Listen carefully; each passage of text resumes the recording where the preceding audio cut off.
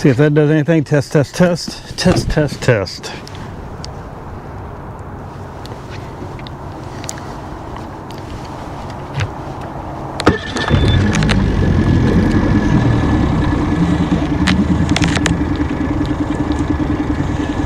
if that does anything. Test, test, test. Test, test, test.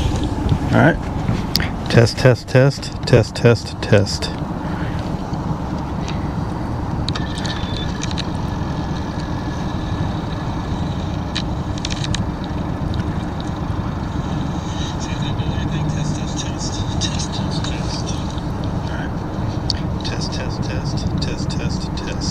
Okay.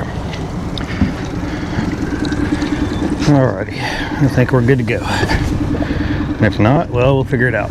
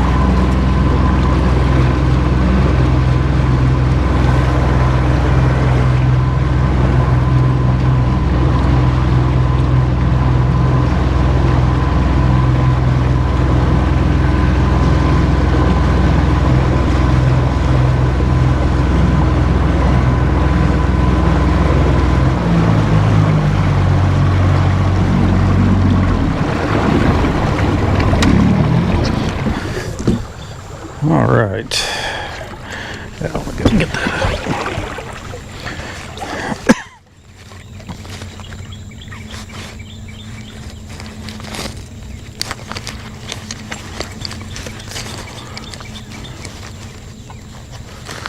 All right, let's get this started. I'll start off doing a little fast popping this morning. If I see anything looks froggish or otherwise, we're gonna do a little of that, and then probably gonna settle into some brush hogging later in the day if it was anything like it was yesterday.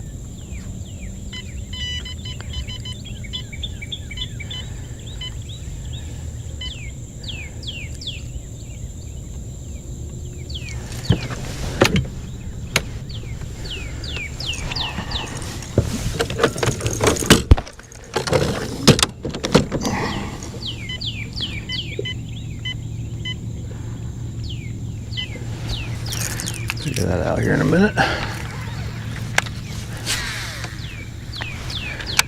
Water temperature is 88 degrees this morning. Nice and it's a little balmy.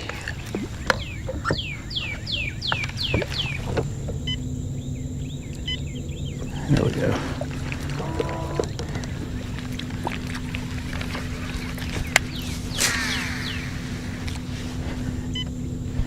Nope.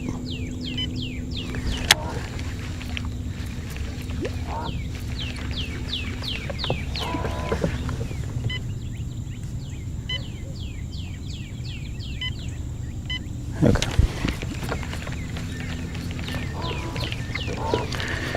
So we're gonna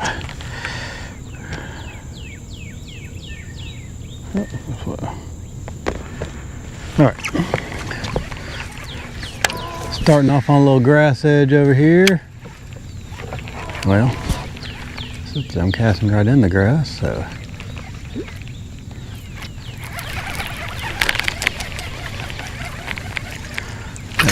Got a little pondweed action. It's been 2 weeks since I've been here in this pocket. Ooh, there's stuff way out here. This pocket looks to be pretty much completely closed up, and last week we had a little bit of stuff.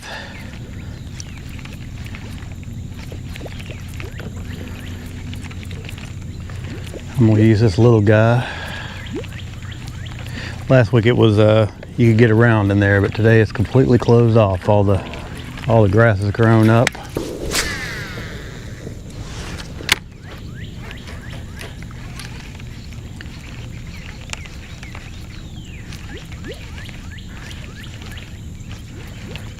I had a bunch of bites in here last time I fished in here, so I'll get a bite or two at least.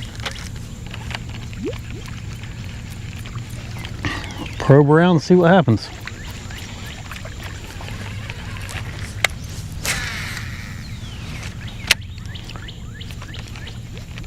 Oh yeah, I'm about to get one. Yep, you didn't get it.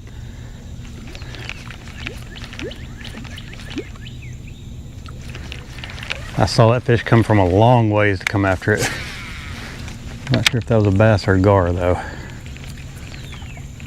Whatever it was, he came up there and I saw him shoot out and ooh, still in too close.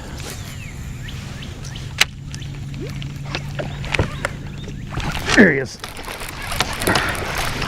All right. Yeah, little small guy first thing. All right, got my little quick morning bite going off. Here we go. Little guy. Ooh, that water's warm. Just splashed myself in the face. Feels like bath water.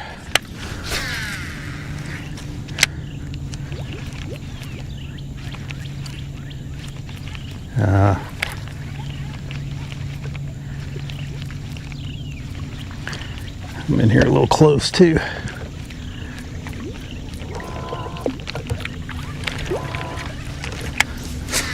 That's my signature move, getting in too close to the fish.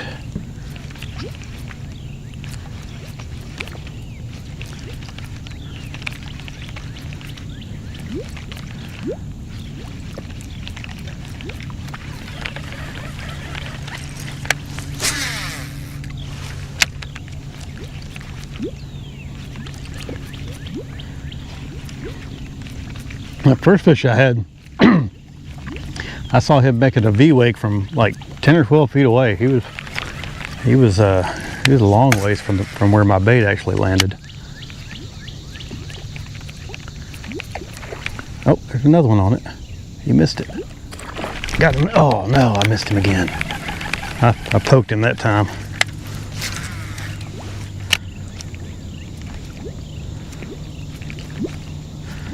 Doesn't always matter. Sometimes I'll come back and get it anyway. Not in that case. Seeing a few little spots that I missed. A bunch of little guys hanging out here on this edge this morning.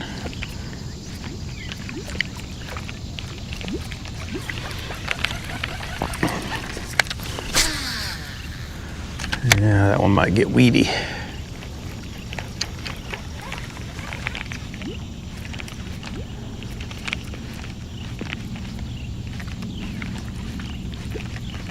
Yeah, get a little weedy. No, we're all right. Ooh, there goes one up in there too. I might have to. If I see some activity up in there, I'll bust the frog out on them.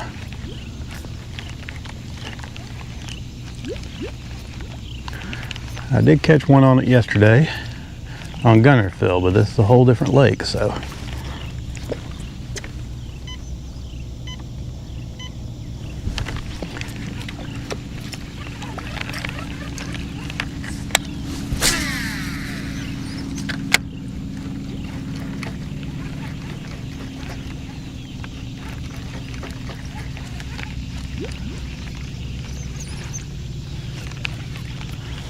We'll restart this fish finder.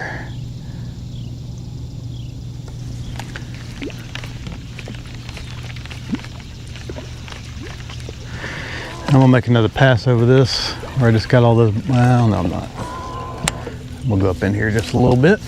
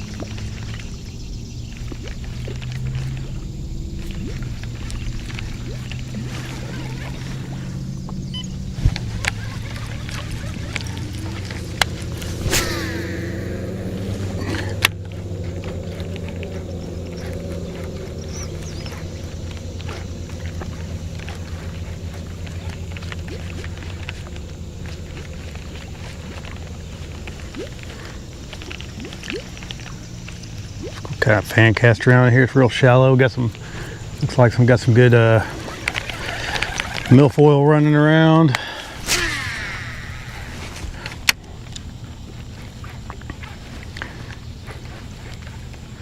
That's making a resurgence on the lake. I think it's a good thing. I think any grass on this lake's a good thing for bass fishing.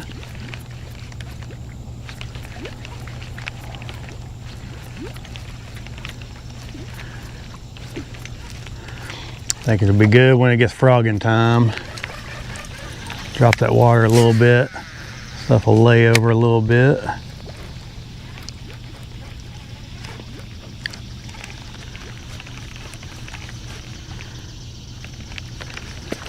Oh, there he was. Missed it.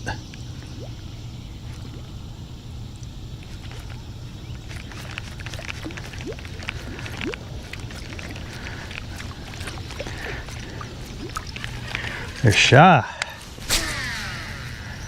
That might have been a gar too, the way he hit kind of weird.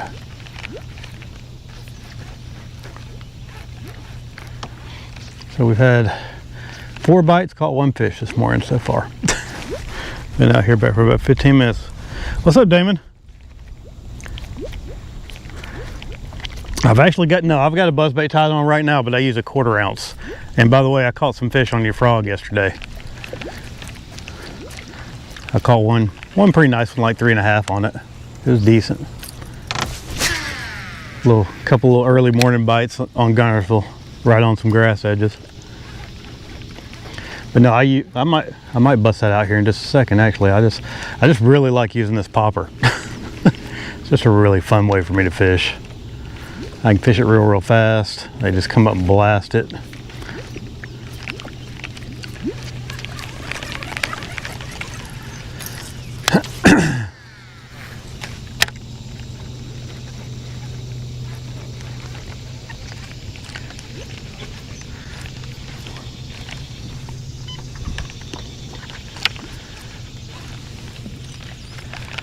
There'll be some fish right in here. There's a little rock pile out here.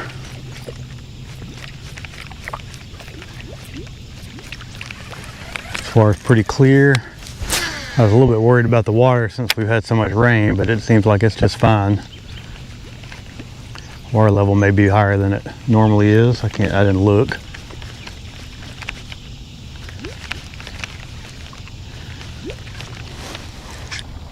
But I like a buzzbait.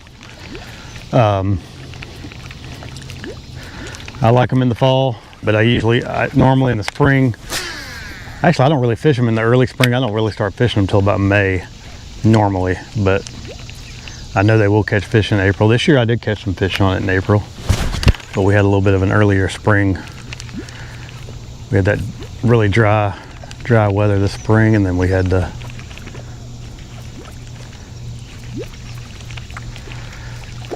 in the kind of that drought where the lake didn't come up, so it was a lot of this grass, a lot of that shallow grass was really in play early. It may or may not have, when the water comes up, it might not have worked out.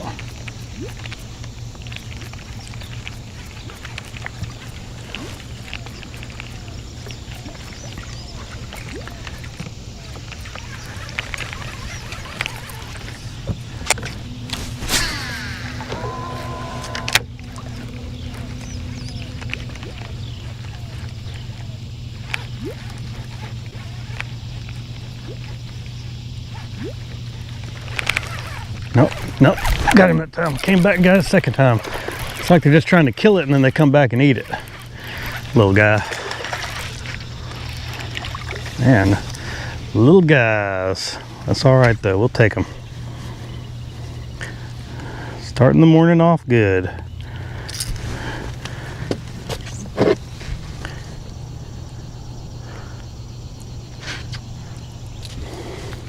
Yeah, it's a good bait. I really enjoy that. I mean, I liked it. I don't fish a whole lot of frogs, but when it's right, I'll get down there. And yesterday it was right for it. It kind of I wasn't really expecting it.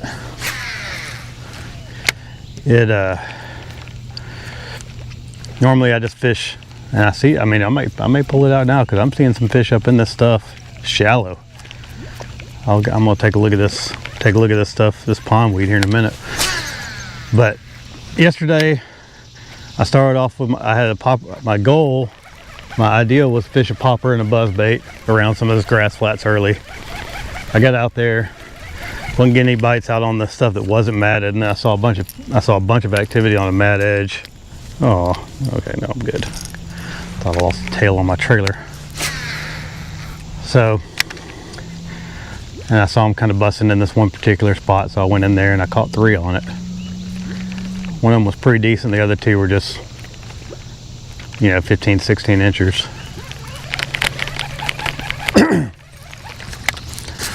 But I got to catch some on, and that's cool. I don't fish a frog a whole lot, so I like it.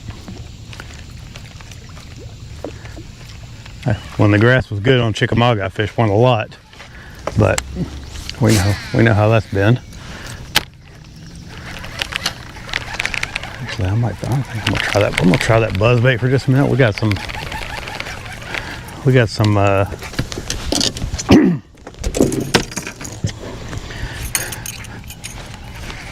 grass over here. I don't know if I can get a buzzbait through it, but I'm gonna try. Yeah. Well, it doesn't do any good if you land on it. What kind of grass we got? Yeah, it's milfoil. Actually, I see some stuff.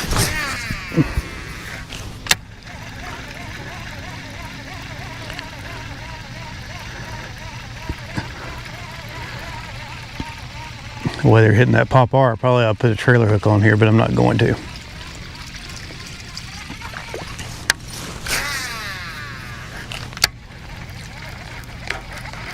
Oh, come on.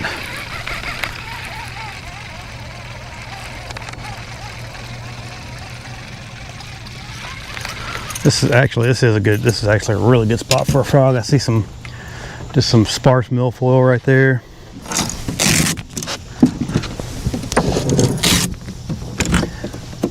We'll give it a shot while we're out here.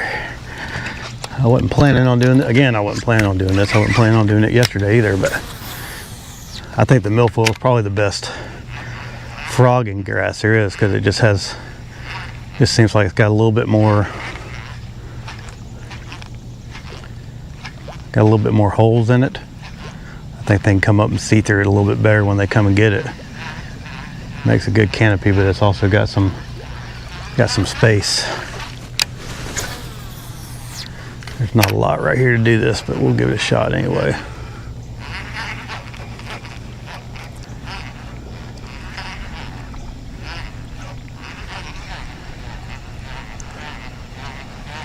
Never know, especially on this lake.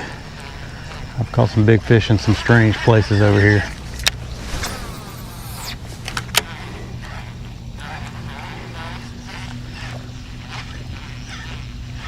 I'm actually going to fish it the same way I've been fishing that popper, just kind of rip it.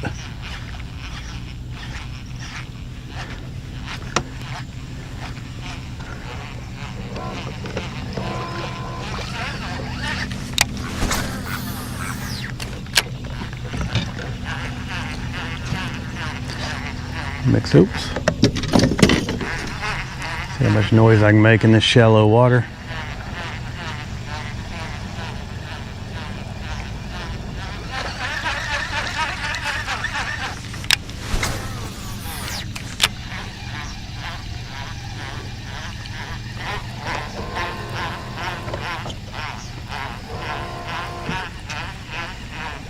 That's all hydro over there.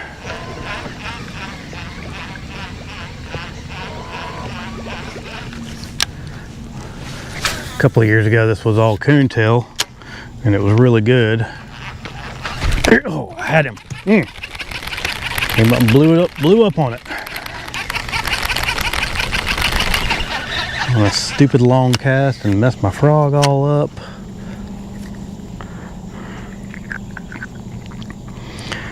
I gotta get it. I gotta tie these things. I gotta tie this nose up, because that's the one thing I've been having problems with this particular frog, is that nose sliding down, and it's hard to get back up on there. You gotta kind of work it down, and I don't want to tear it. I had one of these. I had another one of these. Had kind of the same deal with the nose, where it. There we go.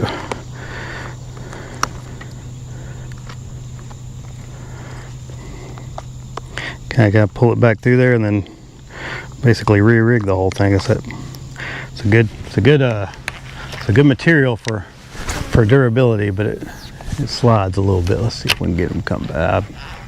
I'm probably too far gone now, but he was actually out there on the front of that stuff.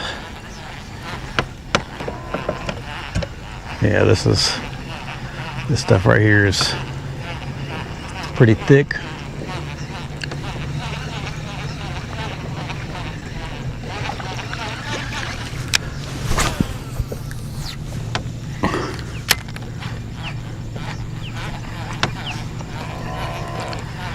Hit it way out on the end of the cast here, just like they like to do me.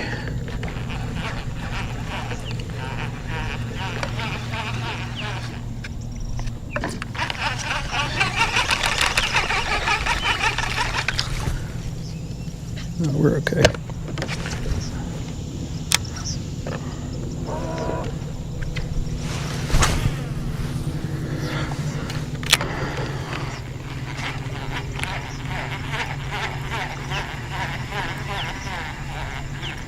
Oh, About to get a bite.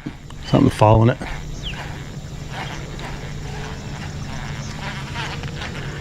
Yeah, maybe not. Changed his mind.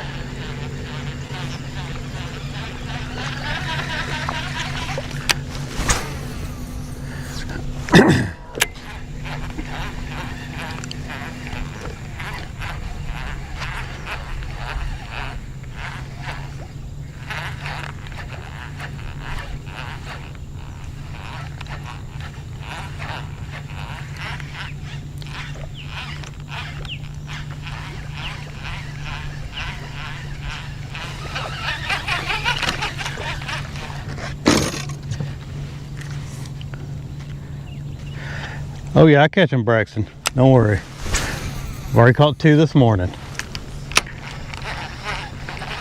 And I just had another bite.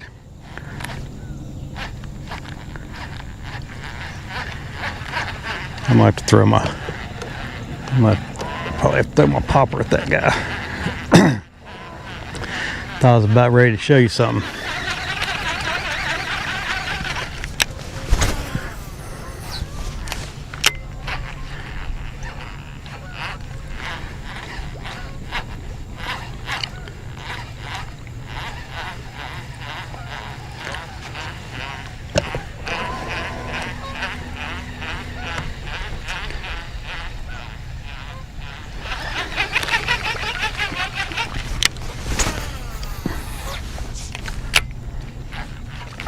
There he is. Yeah.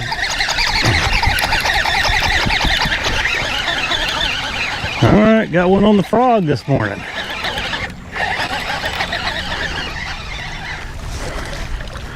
Yeah, there we go. There you go. Does he ever catch anything?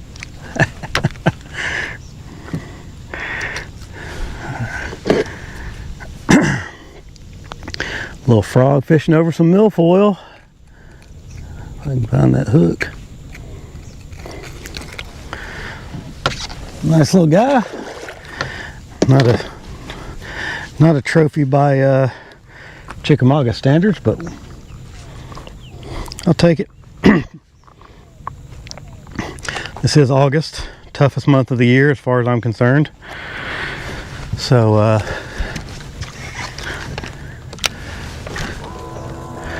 you know, in August any fish is a bonus fish, and it's 88-degree water temperature this morning.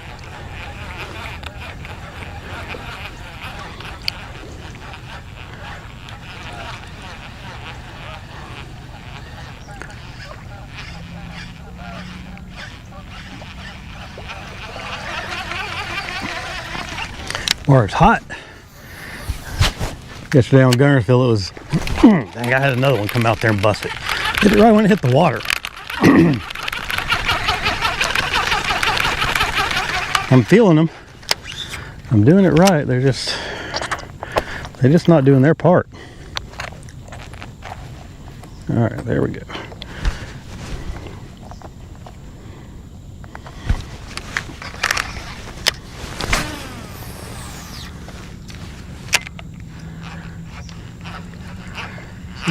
That one would have been, I'd have had to pull him over all kinds of grass to get him in.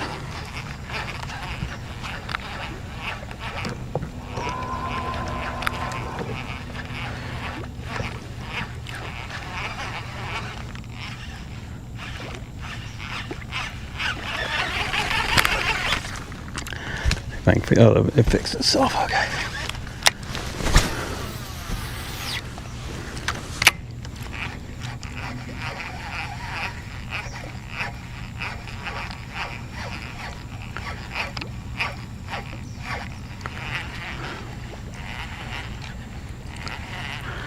The patch right there is loaded up with them, it seems like, doesn't it? Had 3 or 4 hits on it.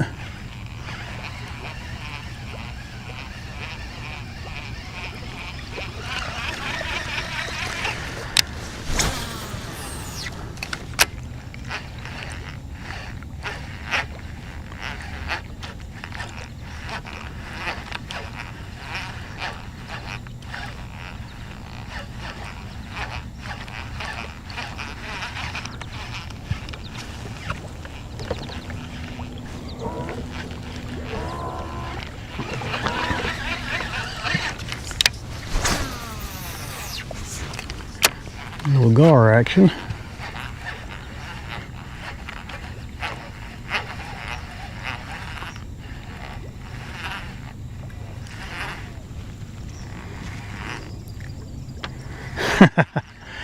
Yeah, man.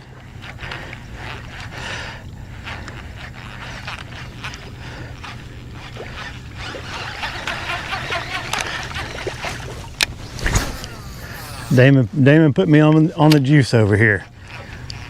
Met him at the ramp over at Chester Frost, and he gave me this frog, and I appreciate it. Pretty cool, man.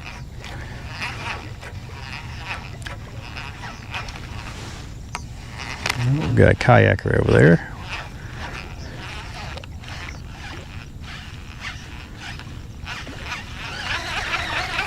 About to make a couple more casts with this, and then we'll pick my popper back up because getting back in popper land.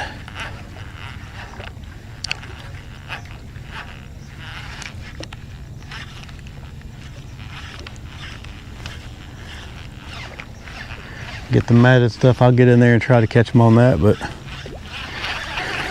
open water, the popper seems like it's usually king.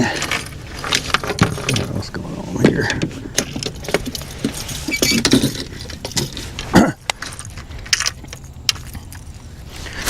Throw that thing out there and just rip it back.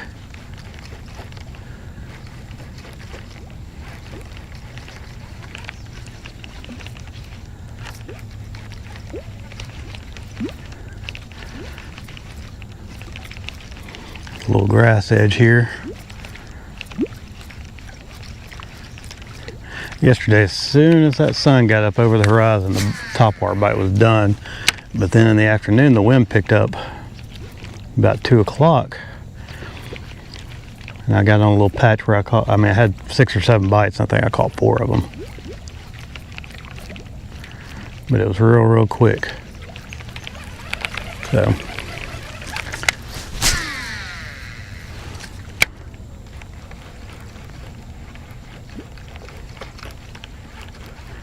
I'm gonna kind of explore around in here today because I'm not sure what the grass looks like, and I'm gonna turn around and a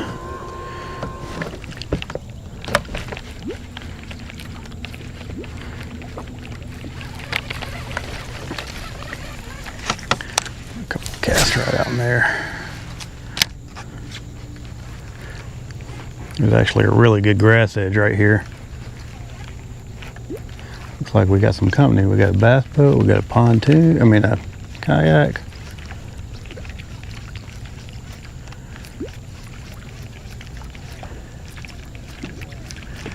Got all kinds of stuff going on here. Everybody wanting to get on my little grass patch, I guess. Ooh, that was cool. I've never seen that before. I just saw a gar just go across the water. He came out of the water about 5 feet. Never seen that before. That was wild. Looked like a salmon jumping up a stream. Oh yeah, that's how you fish it in the summertime. If you want to catch some fish, give it 4 or 5 quick pops, stop it, 4 or 5 quick more. They will jump on it. But it has to be one, can't be one straight out of the package. I modify mine to where they spit instead of like do that little gurgle pop thing, that little bloop bloop. I modify my pop arts where they don't do that. They still will, but they will also do this.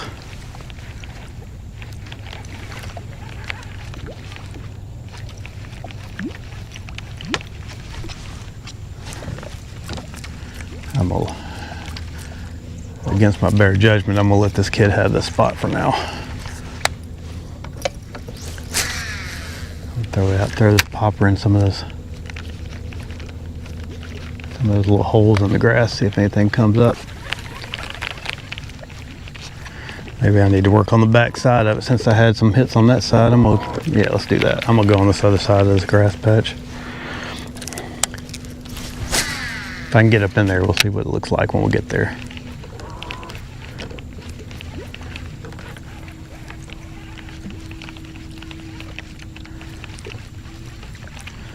And we'll just kind of alternate between the frog and and the popper. Throw it out over some of this open stuff.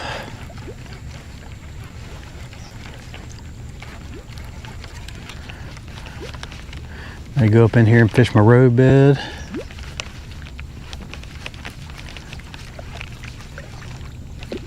But they were jumping on that big popper yesterday. I don't like it as much when the wind's calm. I don't like it as much.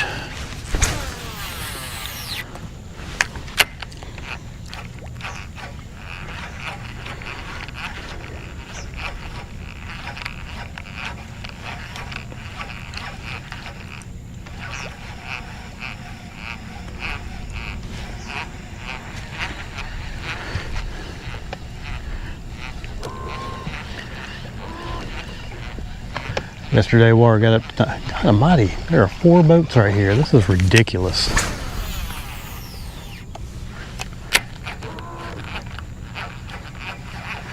I was expecting the boat traffic to be a little bit less on a Sunday morning, but I was tragically wrong.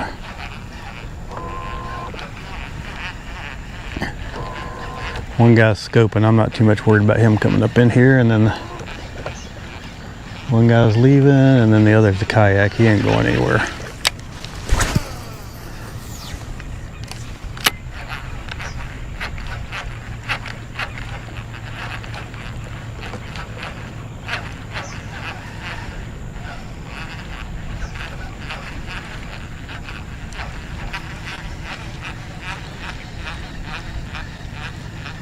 I'm gonna kind of follow this edge back up in here and work my way to this road bed, and then we'll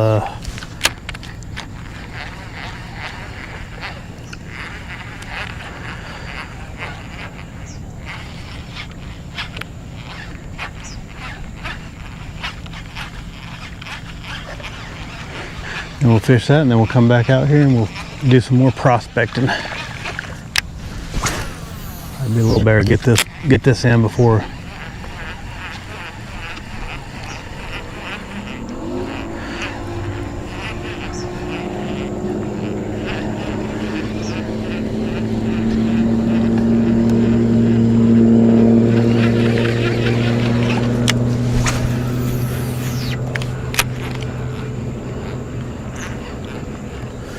about morning fishing. They'll definitely let you know if you're doing the right thing pretty quick, you know. Not like when it gets afternoon and you just really have to grind and you never know if you're doing the right thing. Morning fish, you usually have a pretty good idea if you're doing the right thing or not. All right.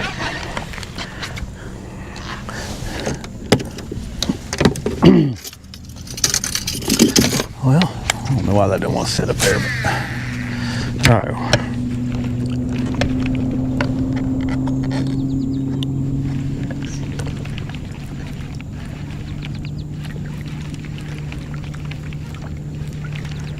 I think my bait fouled up. Yeah.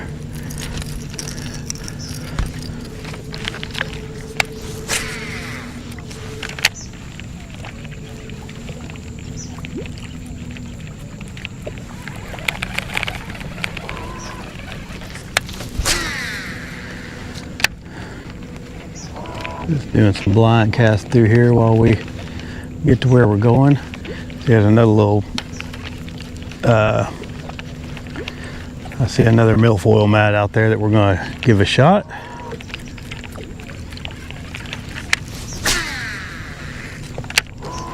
You can see all the way to the bottom right here. That means squat on Chickamauga. These fish will stay shallow on Chickamauga all year long.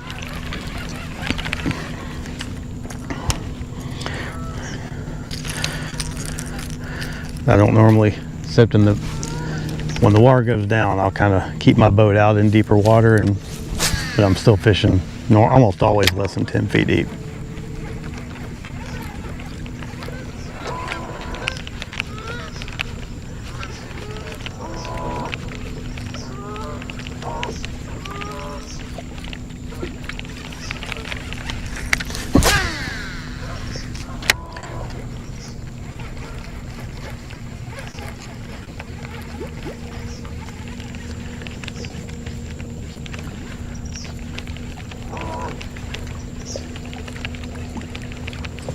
Ooh, I got in here just a little bit closer than I meant to.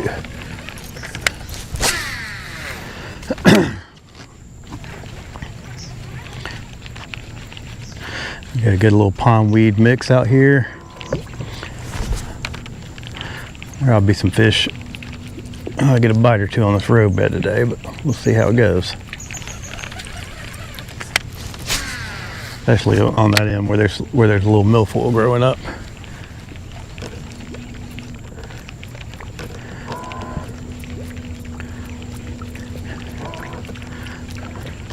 I like fishing this pondweed too, where there's not a lot of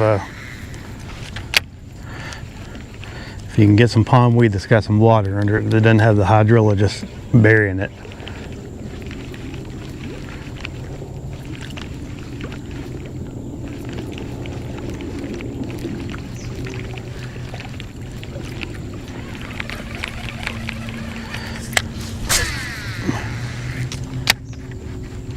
Hopefully when I get out here I can see what I'm, or it's clear enough where I'll be able to see that line and get my boat positioned right.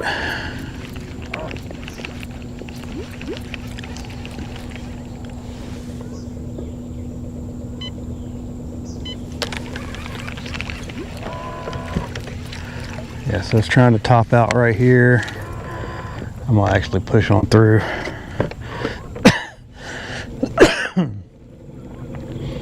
I'm gonna dig through it till I see where I need to be, and then I'm gonna post up.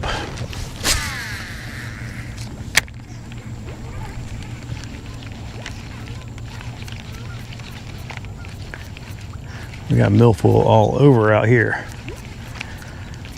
There it is. Okay.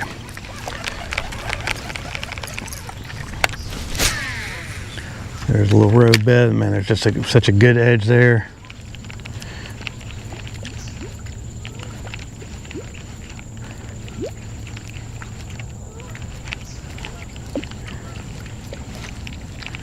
All right, we're right in it. So let's turn.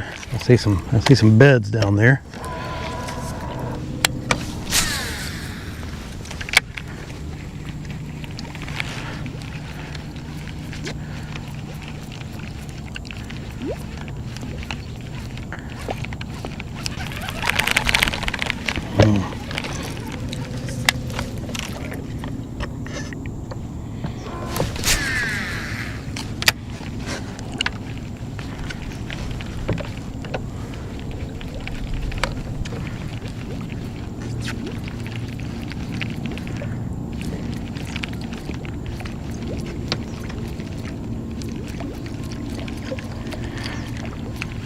We'll try that big one out for just a minute, because I don't know if it was just a wind deal yesterday that was making them hit it, or if they just really prefer the bigger bait. We'll find out.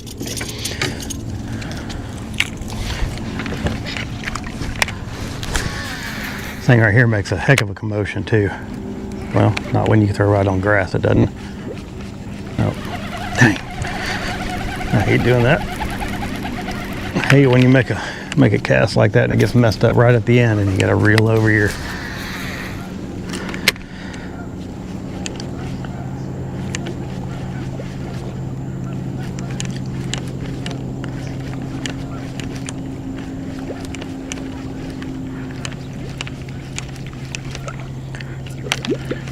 maybe we get a bigger fish on it.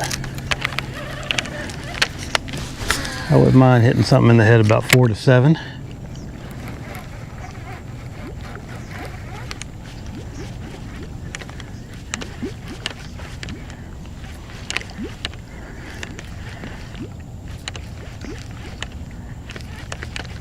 Yeah.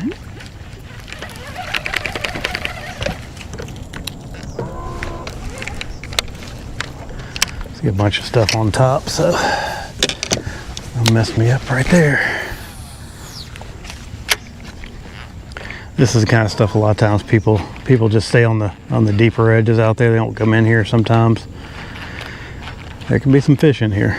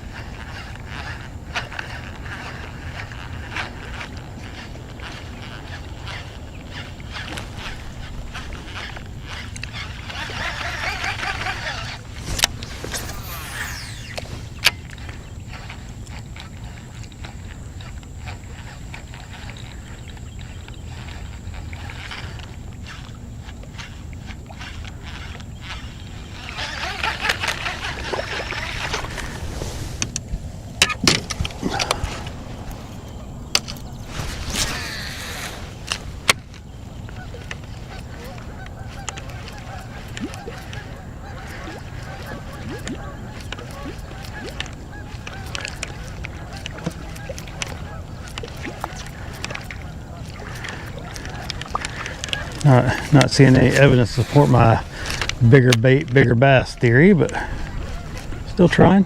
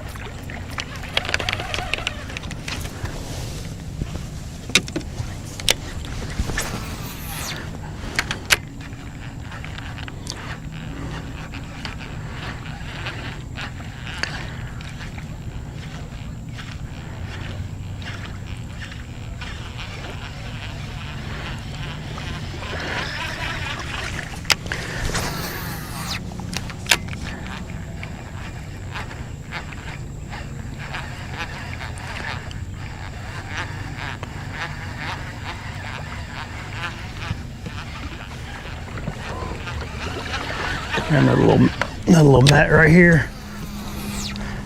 Started seeing this one like 2 years ago. Still haven't caught fish off of it. Man, it looks like it ought to hold some fish.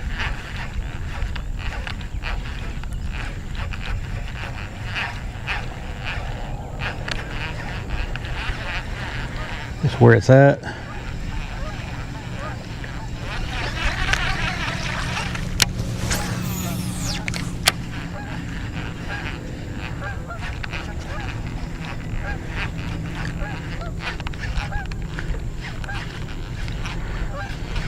I don't do a lot of stopping with my frog when I'm fishing, especially when I'm fishing stuff that's not real matted. I like to kind of keep it making a commotion, whether it's just a little bit of a ripple or, you know, just.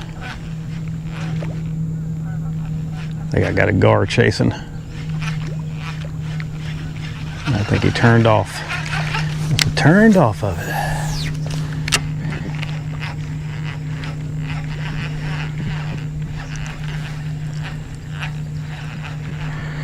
But I just feel like, you know, even if you're just barely shaking it, as long as it's making some kind of movement, just might help the fish key in on a little bit better.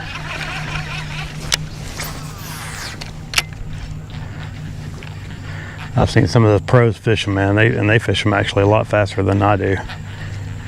I've not had a lot of luck fishing them real fast.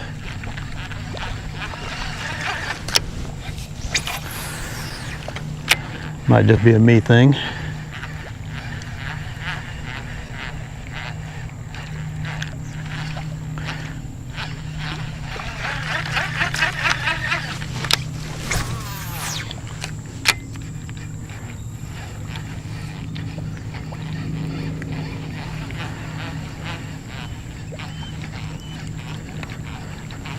I had some boats running through here last night because there's a lot of stuff chewed up right here.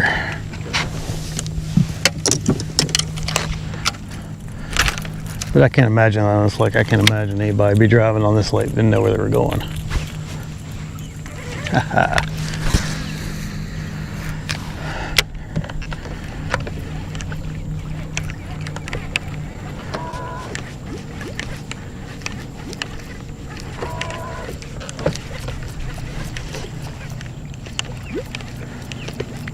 There's a lot of gar roaming around out here, so.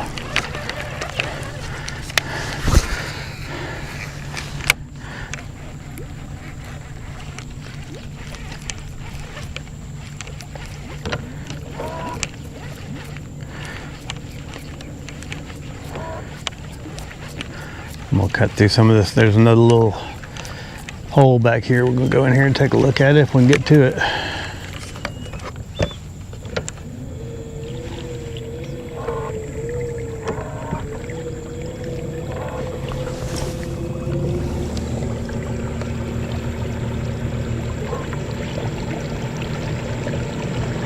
Hydrilla is in full grow mode right now.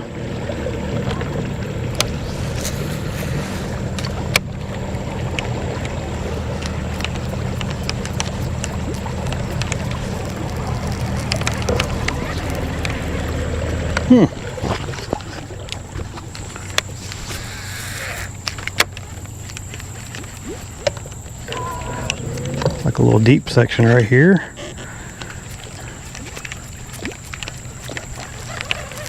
Got a little deep spot. With an edge even.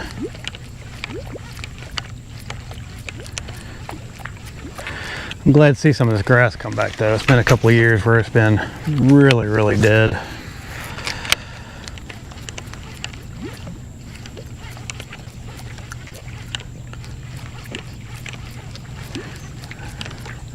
Starting to see a little life come back, so that's a good thing for sure.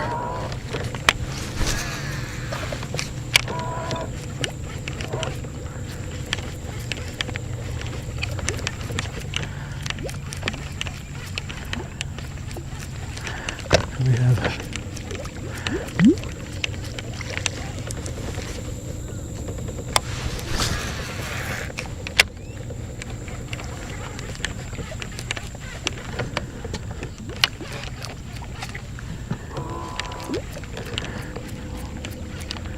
kind of working a little trough.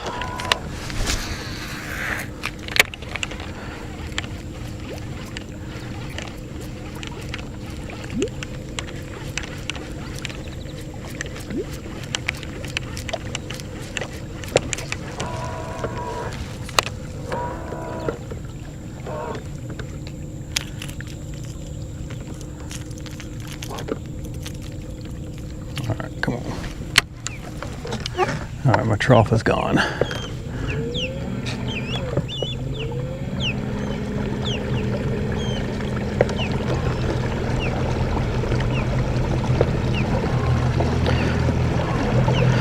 Yeah, I normally don't bother with any of this up in here when it starts getting up like this, but there are some. I'm just kind of scanning around looking to see if I see any signs of life.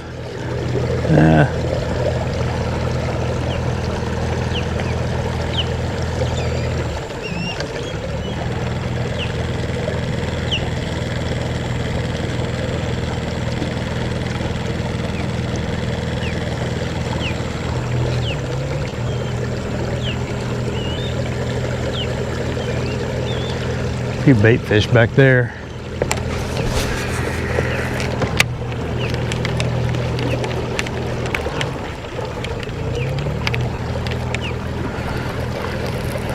I know where I'm going. There's some fish. If we can get in there, there will be fish there.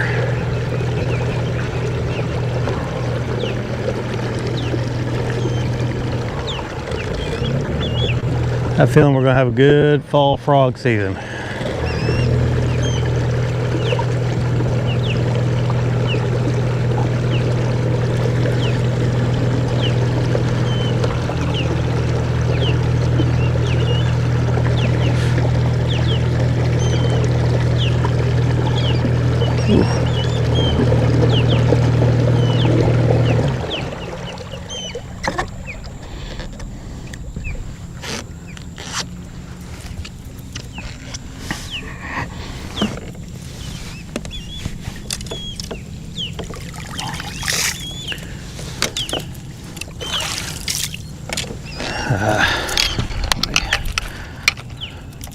Before I get in there, I'm gonna take my lights down.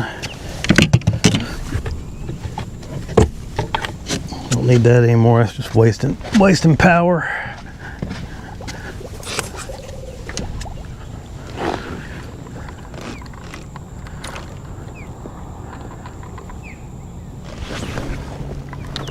Oh. All right. There we go.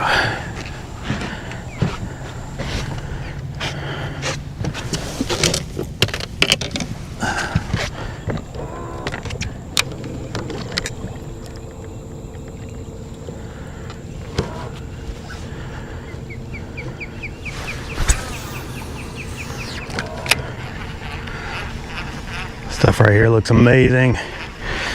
Like got a foot or two just over the top of it. There's some good pondweed up here if there's any. Last time I fished in here I got a hit, so I know there's fish hanging out.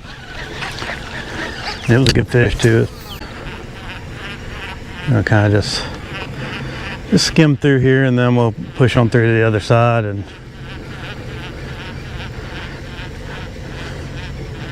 but I just wanted to give this a little shot while we were. Just a lot of stuff on the surface. I don't know how much of it's actually connected. Seeing some bait moving around in here. It's gonna be a pretty good fall.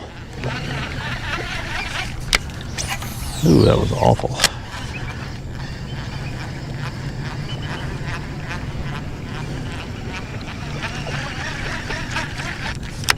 Is that a piece of wood or is that a beer can or something?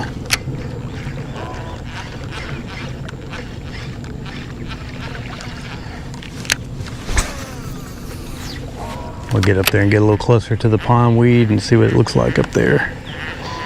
This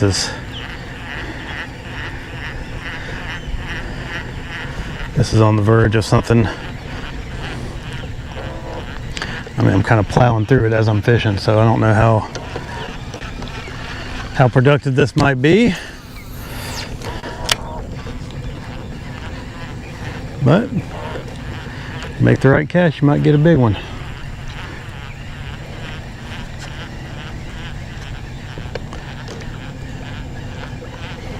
I feel like when you get this situation, you got fish on top cruising around rather than hanging out in holes, but who knows?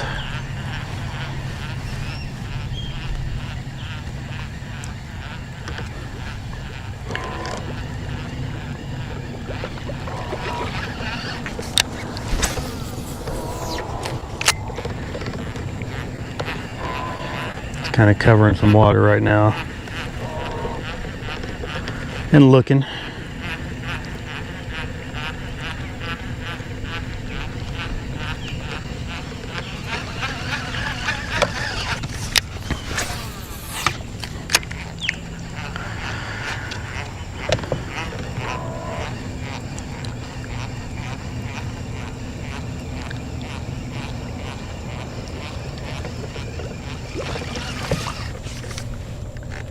That stuff over there is all turning into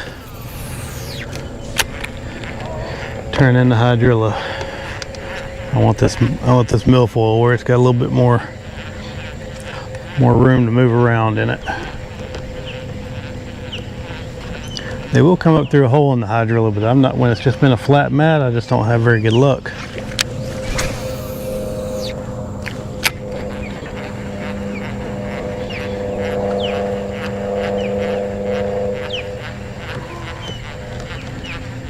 But this is just needle in a haystack over here, so I think we'll go on out.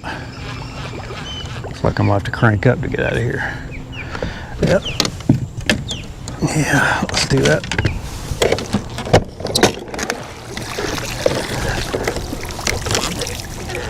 We'll go back out where I was gonna fish to begin with.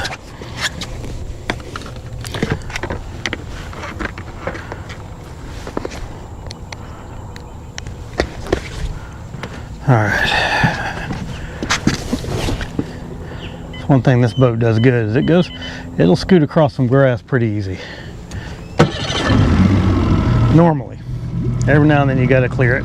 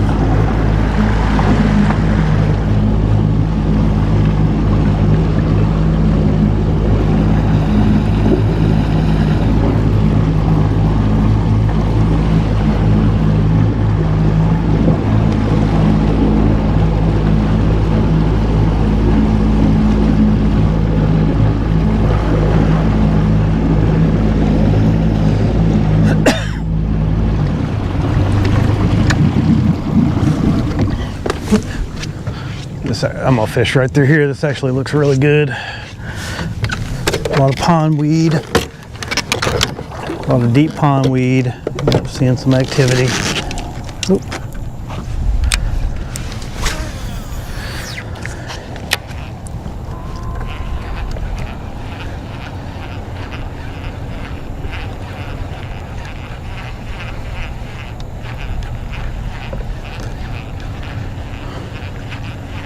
There's a big old deep hole right there where I stopped.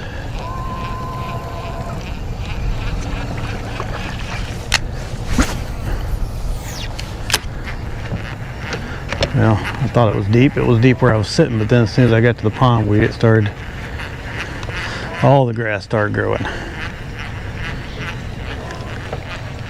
But that's as much pondweed as I've ever seen in here.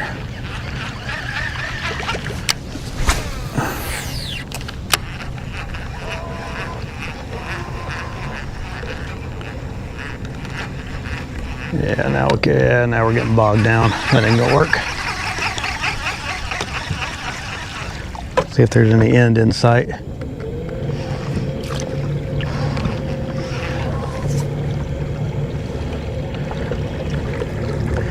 We're just chewing through hydrilla.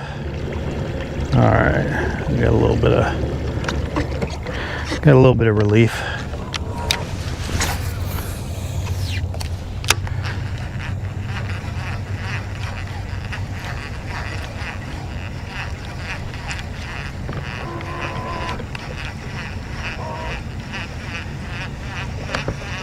No, not liking that.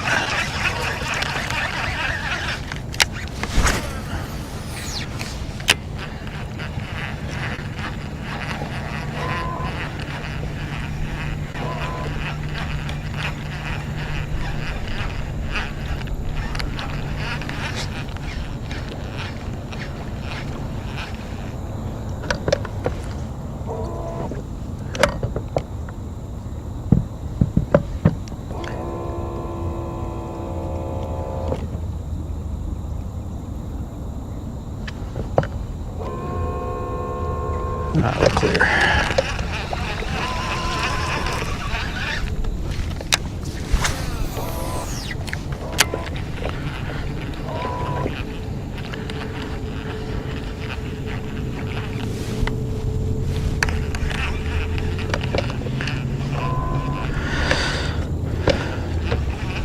Yeah, I'm trying to find something, but I'm just not seeing.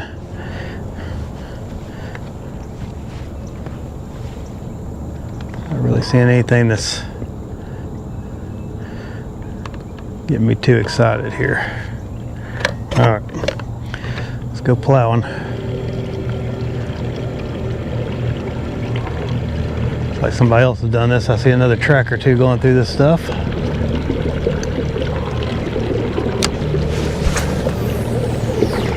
Oh, there was something.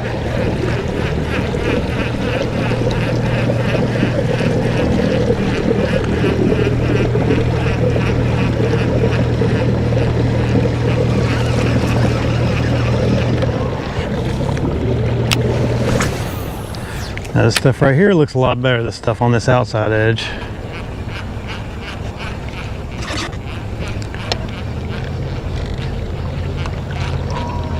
Got some depth, got some canopy. Looks good.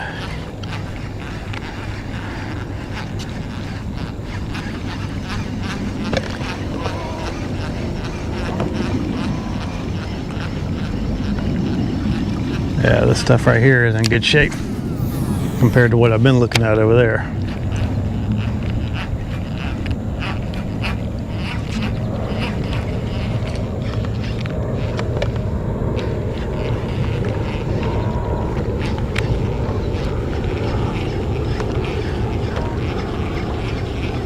Whether or not there's any fish in it is to be determined.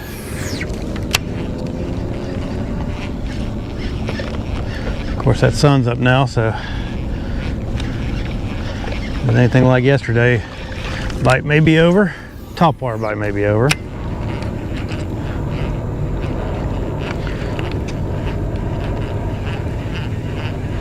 May not be. we'll keep the faith for a little bit longer.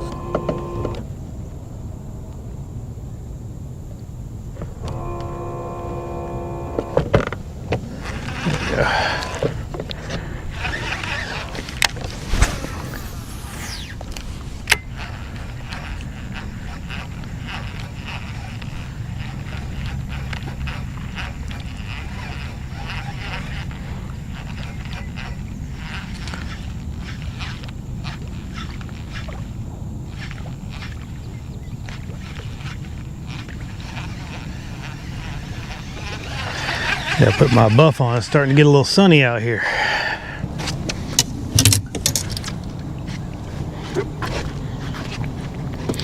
Gotta do what we can to keep the sun off of us.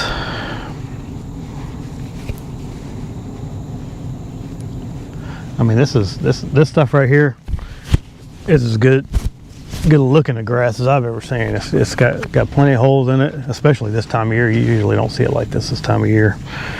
Plenty of holes, plenty of space to move around. It's not, I mean, some people may not like that, but that's what I like.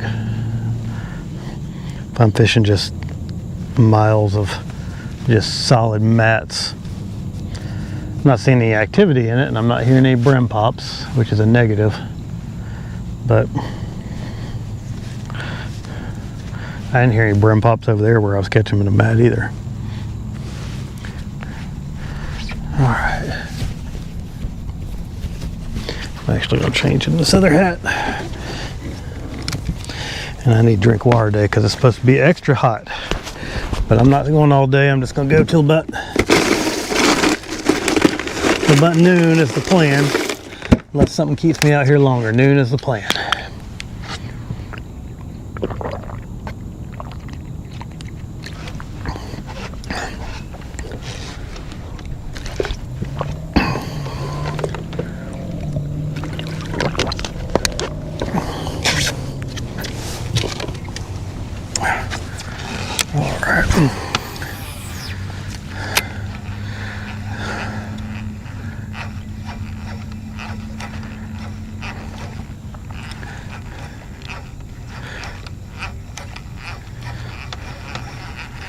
When I've got real thick mats, I'll usually point my rod tip down, but right now I'm just kind of doing it. I always feel like my line sitting on the water messes stuff up. I know that probably doesn't really matter, but I don't know. It just bugs me, and I'm just kind of twitching this thing along right now. I'm not. Ooh.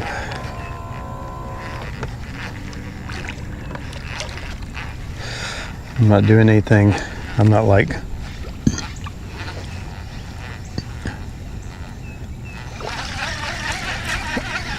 I don't know. That's just the way I like it.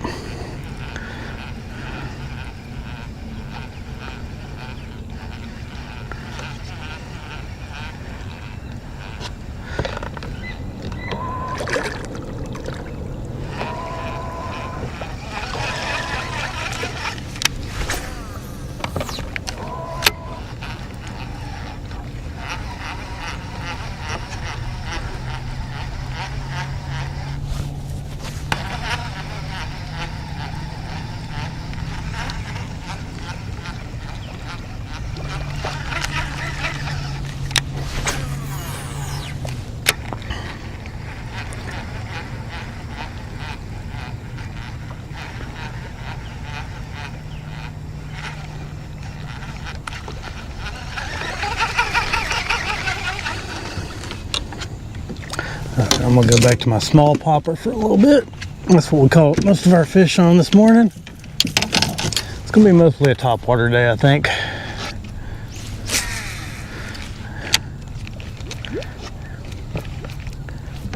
Yeah.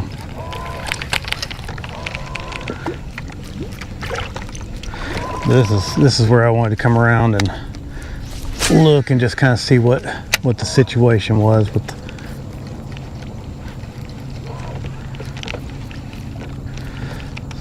the grass. I know there's another little area that I'm definitely going to spend some time on. This area right here has not been super productive for me ever.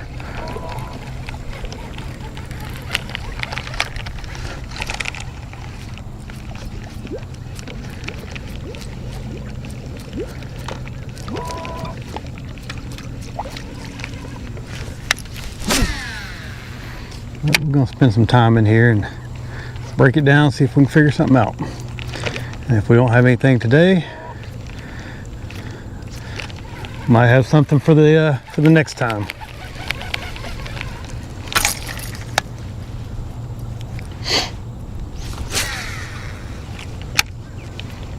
I might keep casting right on top of that stuff. There we go.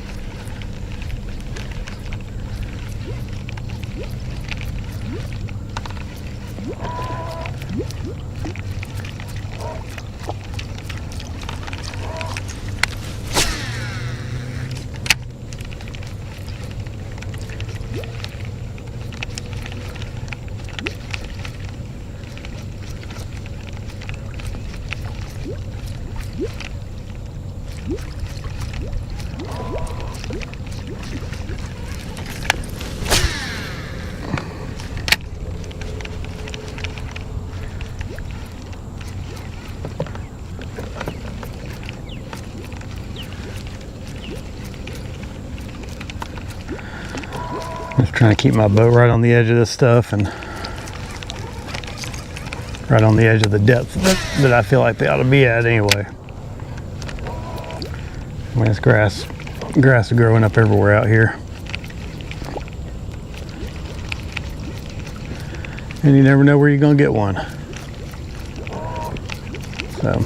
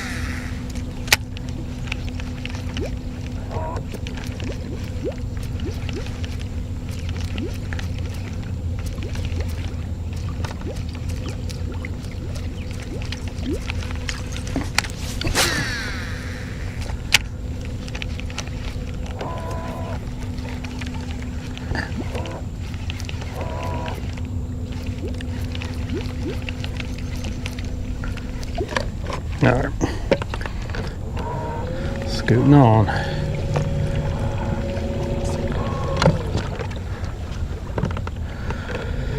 Not feeling this.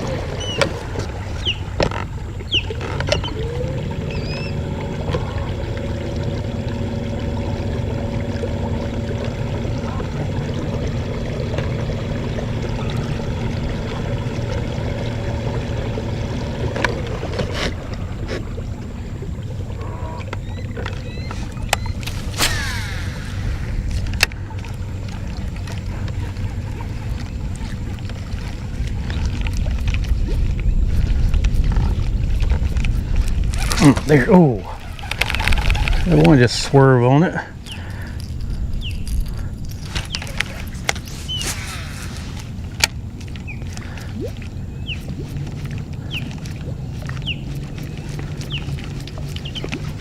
Well, make a few more casts out here into the abyss. This is quite a bit deeper out here than what I've been looking at. No, not that deep, but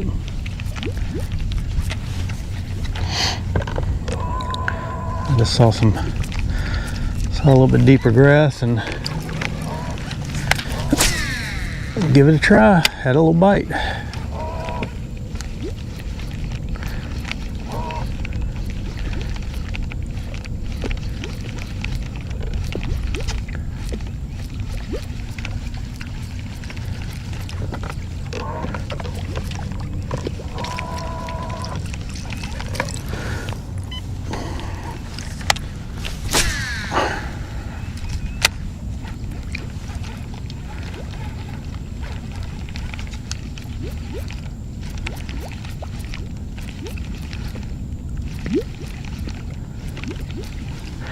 Look like a chatterbaiter's dream right here.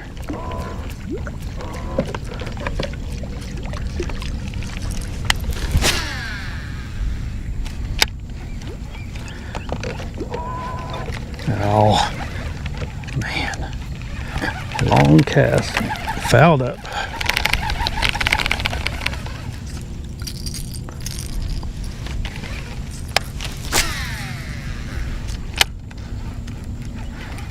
And again.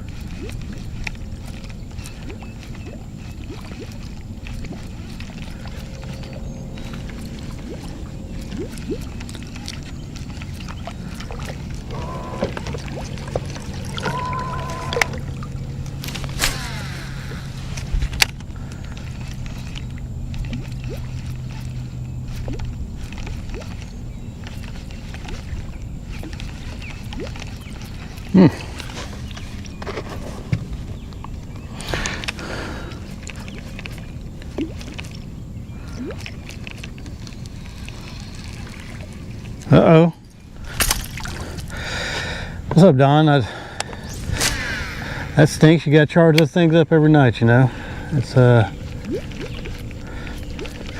the I leave mine hooked up all the time when I'm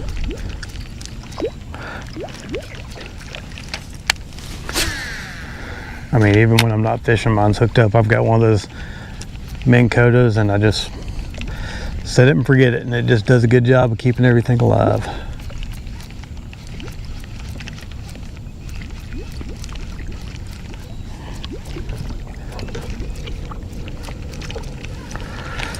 Oh man.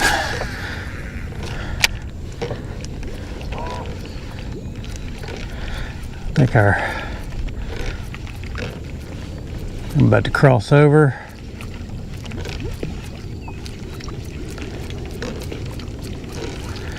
Not having any encouragement over here.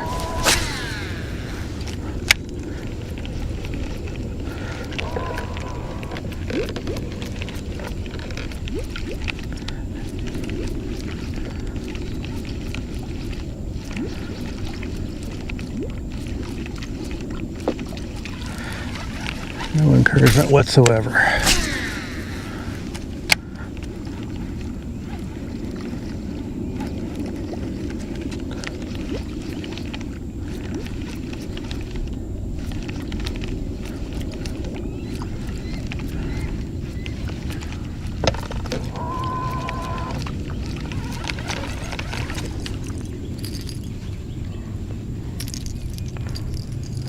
Let's go back to that big one for a minute.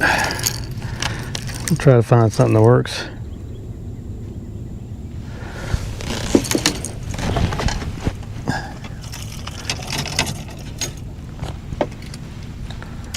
Oh, I knew better than to do that. Put that bait down there dangling. You left your live school phone. I don't know what that means.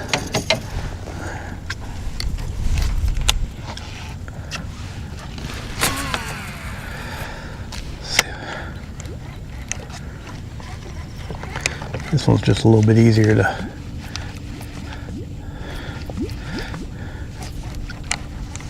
Sometimes I feel like when I'm fishing just a little bit deeper or something, this bigger bait may do a little bit better.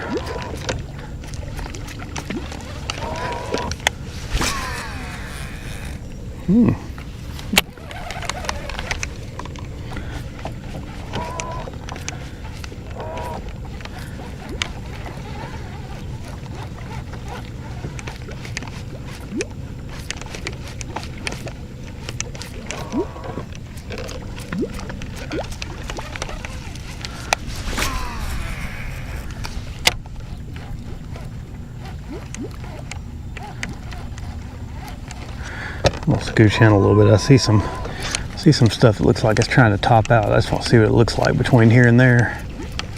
I may be fishing a bunch of nothing.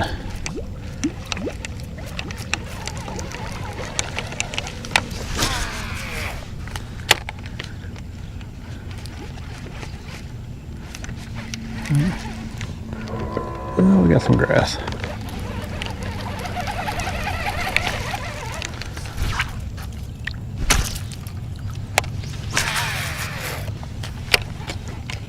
Oh, there we go.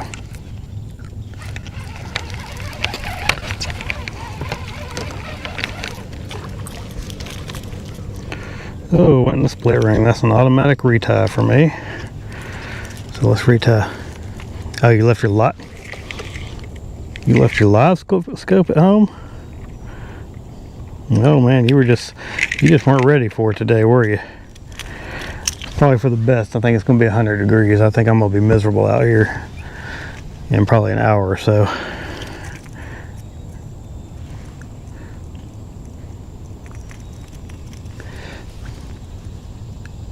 All right.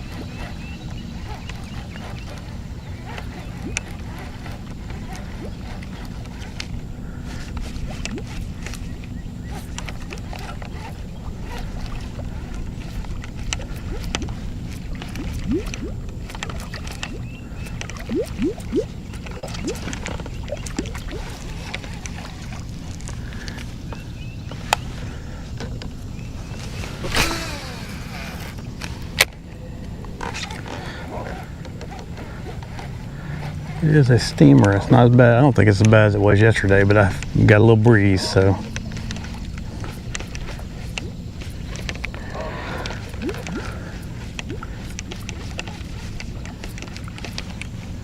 Alright. This guy's out in the middle looking at his video game. I'll cross on over here.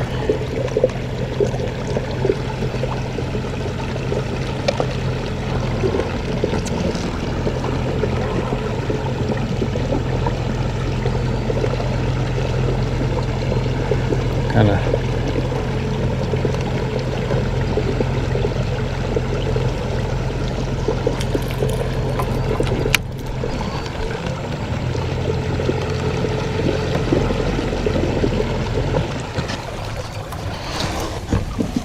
go back to the small one for a little while.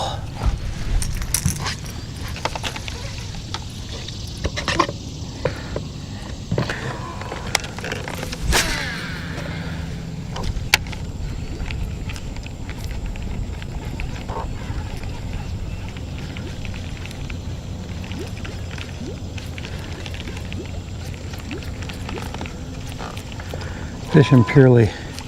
I don't know what's up with my, try that again. I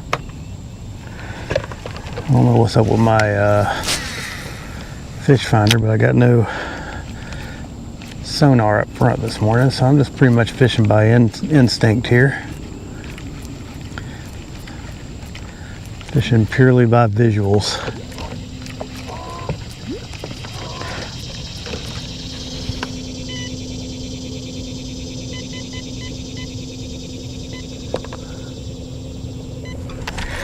Yep, still not working.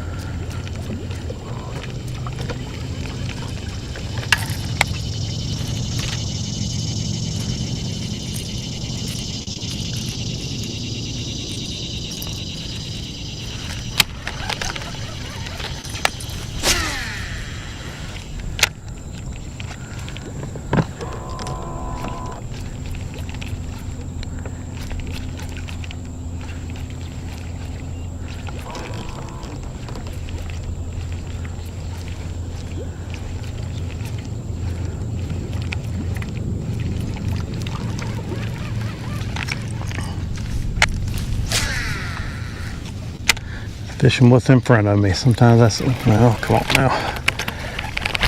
Sometimes it works.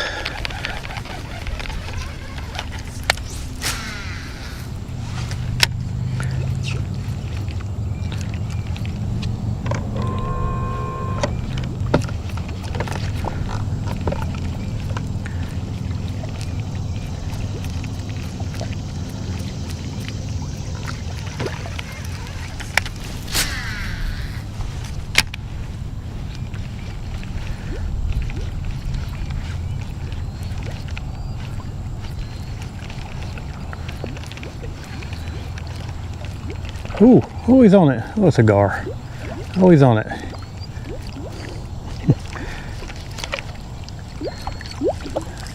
Yeah. There he is right there. I only hit him with my rod. Boop. He got booped. Booped a gar.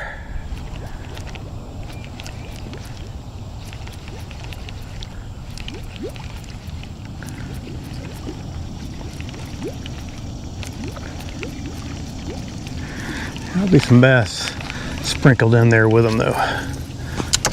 Maybe one or two. Maybe one or two.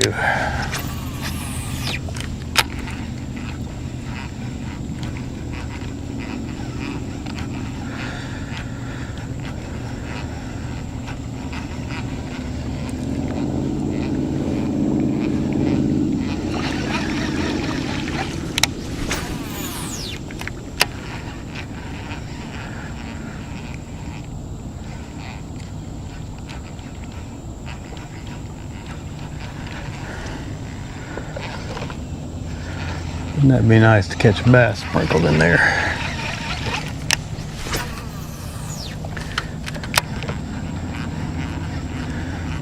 Kind of get over here where it's a little bit more shade. Maybe that'll.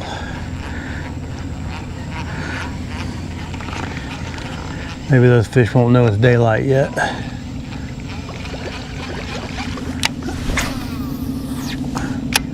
That's good looking mats right in there too.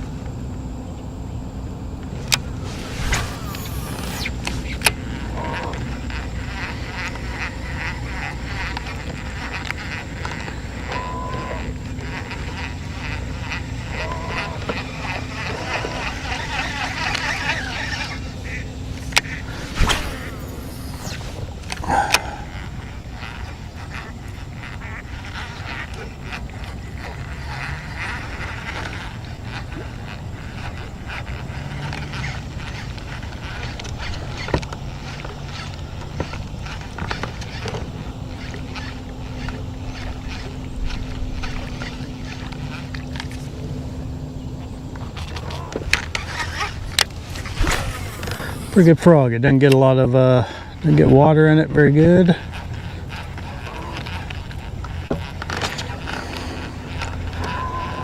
That's what you want, something that stays, so you're not having to squeeze water out of it every 5 minutes.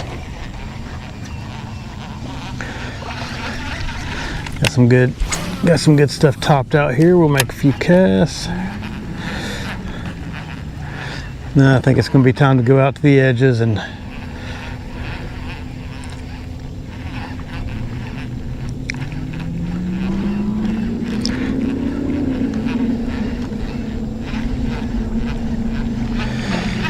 just hunker down and grind.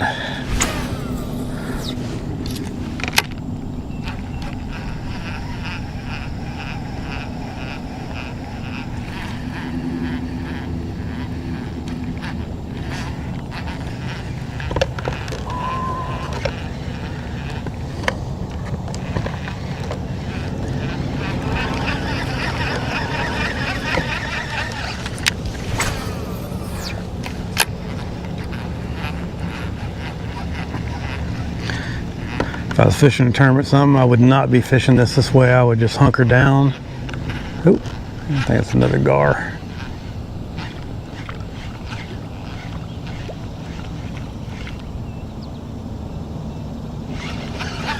Yeah.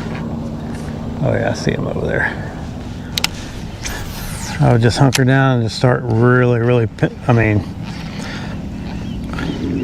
I feel like when you're fishing this stuff, if you have confidence in where you're fishing, you gotta just, you really have to, you gotta saturate the water. Lots of cat, like, I mean, really leave no stone unturned out there. That's the way I've always done best fishing the grass. If you just hunt and peck like what I'm doing this morning, it's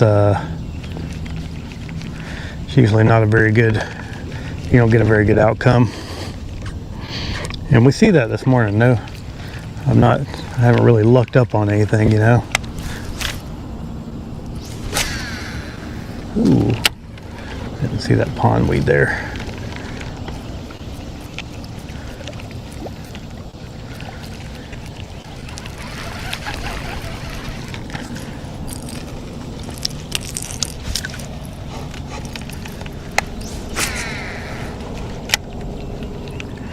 Oh, come on.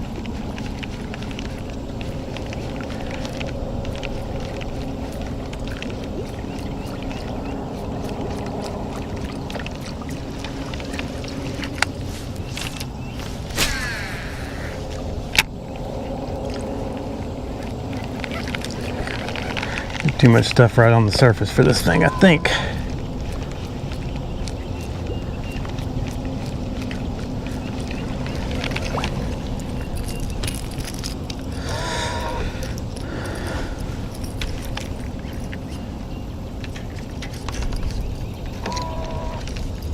Well, what's going on? I don't know how I got that twisted up.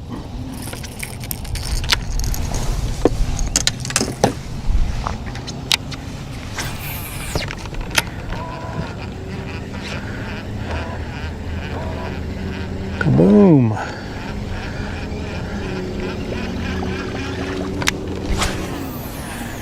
Whereas today I'm probably gonna make 3 casts right here. I'd probably make 20 if I was in a tournament and really believed I can catch a fish in there. Of course, I'd already have all this vetted out. I normally don't go looking for fish in a tournament. I try to find them ahead of time. So.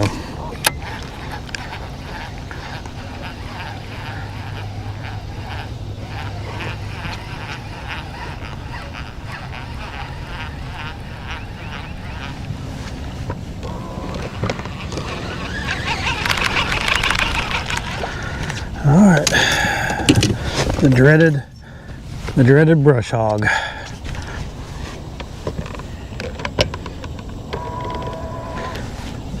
See if we got any. We'll have any takers on it here.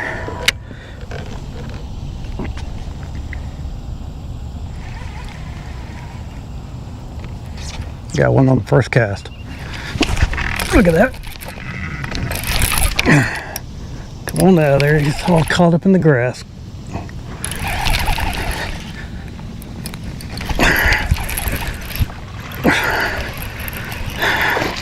The dreaded brush hog on the first cast. Look at that.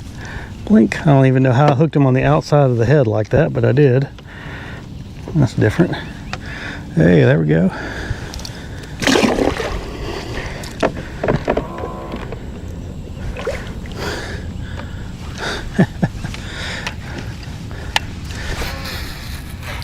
Throw it right back in there.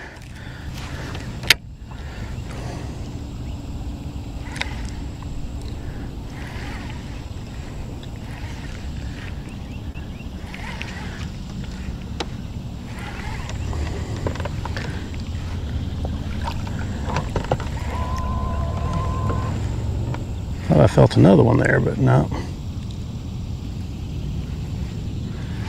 That's the way it ticked over a piece of grass, I guess.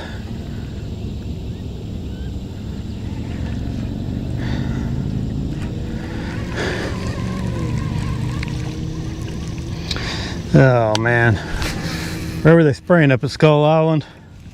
They're just poisoning this lake to death, man. City of Chattanooga, they I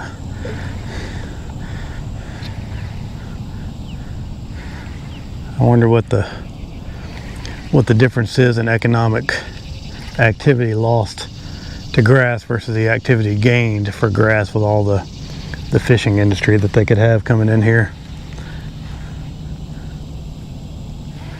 They just, you know, they got this little well, they win some kind of good outdoor award type thing.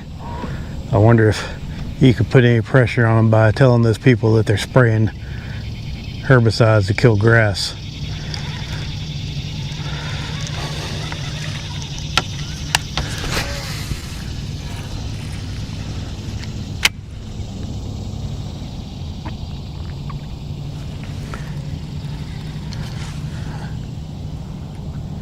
I'm not sure there's going to be any grass that far out.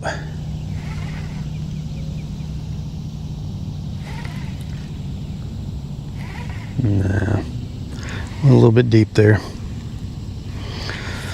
Yeah, this has been a month or two ago. I was over at Chester Frost and I was just wandering around out there, and I saw some notices on the trees, and like basically and all they do is just staple up a piece of paper up there, you know.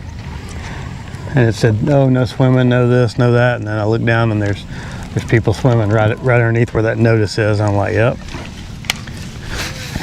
But they got themselves covered. They got a piece of paper on the stapled to a tree. And that's all you need, I guess. People are swimming in that stuff. They're out here. It's kind of a funny thing. They want the weeds to be cleared so they can do their boating activities, but then they're putting poison in the water where they're doing their boating activities, like swimming and tubing and all that stuff. So it's kind of a funny. I mean, it's not funny, but it's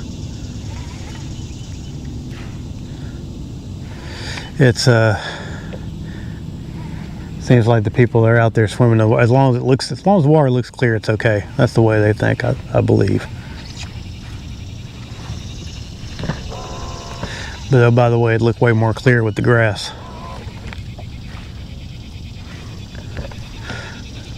I was at Guntersville yesterday. You could see 6-8 feet deep, easy in a lot of places. That's good water visibility, and they've got all that grass to filter out all the dirt, so and keep it down there. Everything's more healthy with it, but it clogs up a motor, so it's got to go. Even though we got plenty of water that's not clogged up, that you can go ride around in.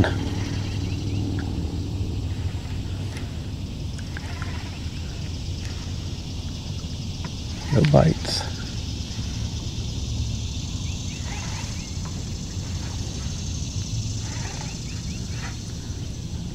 Should get another one right here somewhere.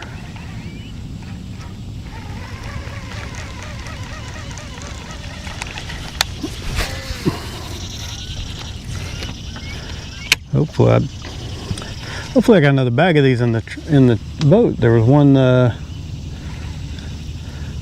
finished up the bag I was using yesterday.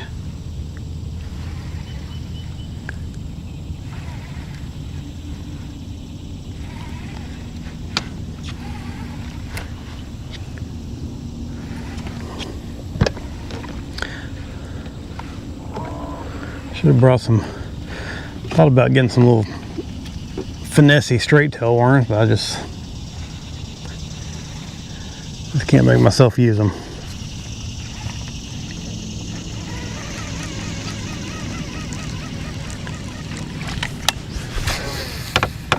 And the one thing I didn't do last night, that shit, was put new line on this. This thing's got a couple of bad spots on it, so hopefully I don't break anything off. I did just put some extra pressure on that fish and nothing happened, so maybe we'll be okay.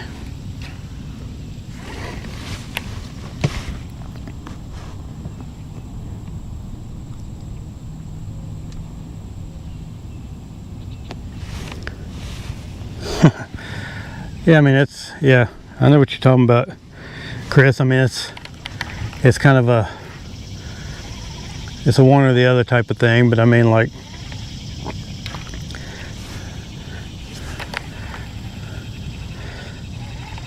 spraying, they're spraying banks in places. Like, I mean, I kind of get around the parks, but those guys, they can't use all that stuff, and it's a corrosive. So from what I understand, they when they get done, if they still have stuff in their tank, they don't just keep spraying around the people that have paid, or the people, and definitely not the people that haven't paid. They just take it out in the middle of the lake and dump it somewhere. And I think a lot of them dump it out on the bars and stuff like that where there's already grass growing. That's what I understand now. I may be completely wrong. But there's, even on Guntersville, there's plenty of places you can drive a boat. Like, I get it if you just had, like, I don't know, there's just better options. There's mechanical harvesters.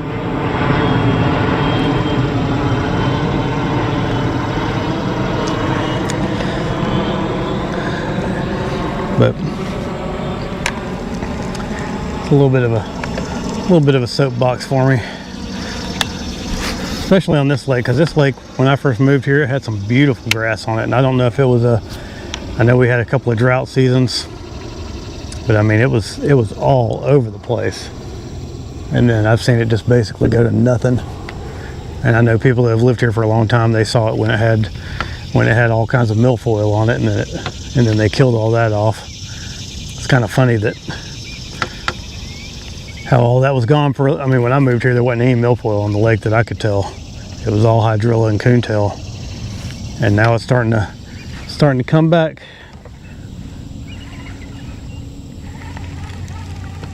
And I'm not complaining because I like it. I think looks like it's some pretty good grass. It's not good for anything with an open hook, but as far as fishing goes, I think it's, when it mats out, I really like the way it looks, because it doesn't grow quite as heavy as a milfoil, or a coontail kind of grows straight up and down, but you know, that hydrilla just kind of goes everywhere and just, I know some guys really like hydrilla. I mean, I do in certain situations, but the way it grows shallow, I don't like the way it grows shallow when it just comes straight up and just there's no light under it, and you got to go through 4 feet of grass to get to anything. And I'm not a puncher. If I was a puncher, I'd probably love it.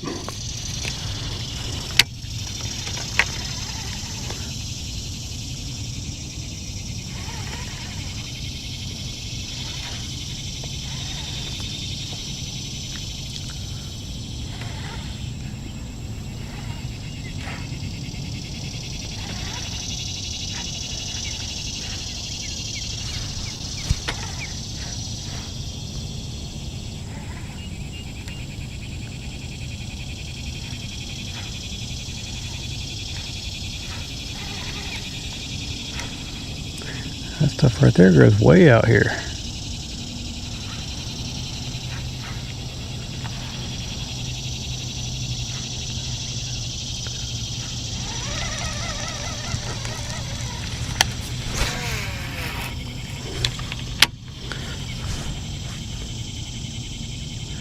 I think all your property owners are going to complain about it because it keeps them from being able to get their boats in and out of this.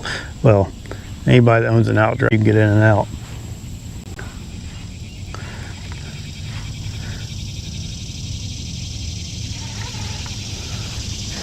With all these pleasure boats.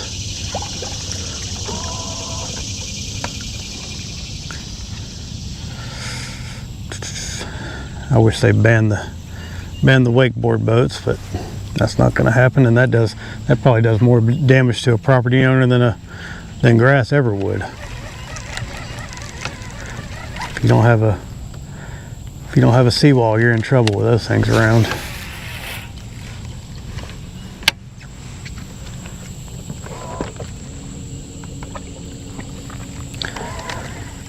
Because they'd be plowing. You're plowing and making some waves.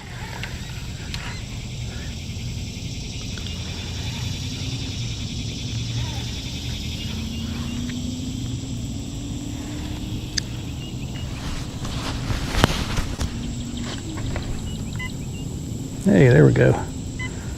Well, I got my sonar deciding to work now. Good.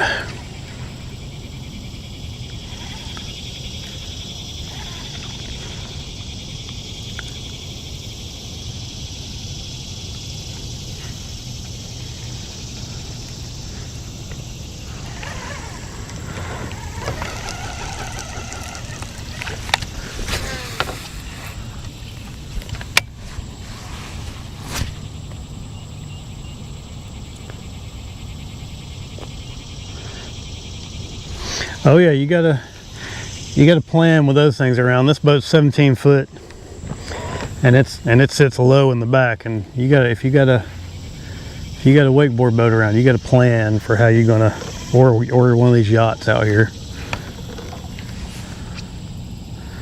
You gotta plan for what you're gonna do when they go by. You better be paying attention.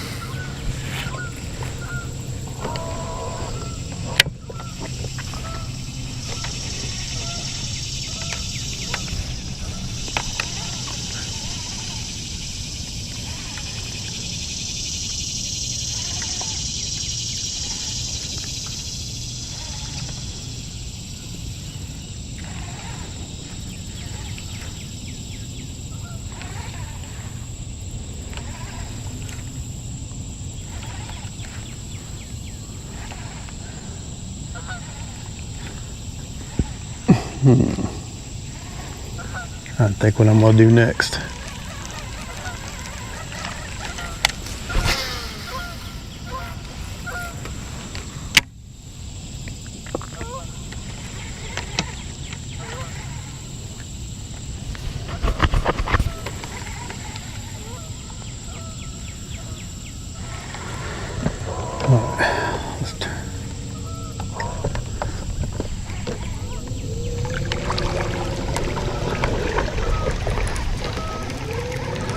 Scoot on over here to the next little grassy point and drink a little water. I was dead yesterday. Fished till 3 o'clock and I was absolutely toast when I got off the water.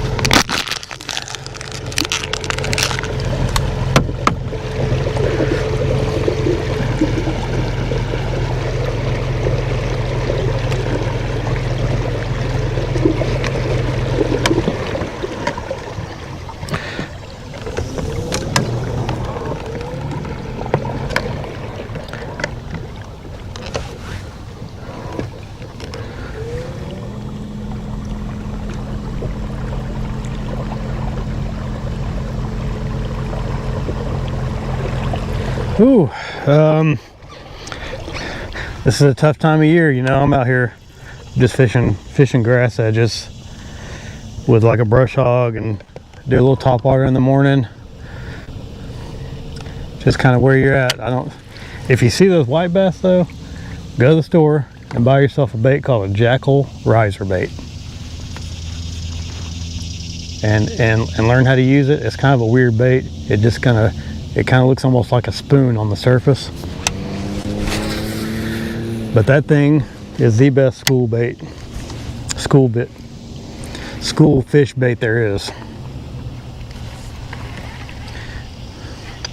And you can just throw it right on top. I mean, you see one of them hit it, throw it right into it, right where you see the splash, and then just start working it. And you'll catch fish on it. And this is the time of year to use it too. I like it, especially in the fall when you start seeing that kind of stuff a little bit more often. You see those schoolers coming up. Try jackal riser bait. I've not tried that. Strike King has a version. I've not tried that one, but it's the 007 size. It's a little bitty thing, but it weighs like a ½ ounce, and it'll cast a mile. You can use it on spinning. I use mine on spinning tackle. I use mine on spinning tackle on an 8-pound line. I've used it on braid. Works okay on braid. But give that a shot. If you're, I mean, this is what I'm doing right now. Is pretty basic. And as we go into September, September's tough. August, September are tough, man. They're just. So I just usually for me, the soft plastic bite kind of dies off in September, and then I start going back to hard baits, jerk baits, crank baits, top water when I can get on some top water. September is usually on this like a good time to frog fish if you've got the grass. I mean, I'm not, maybe in a month this stuff will still be growing, and as hot as it's been, it'll definitely be growing. Ooh, I don't know what I'm doing here. I'm just out here. I'm doing nothing. I don't even see any grass. See nothing.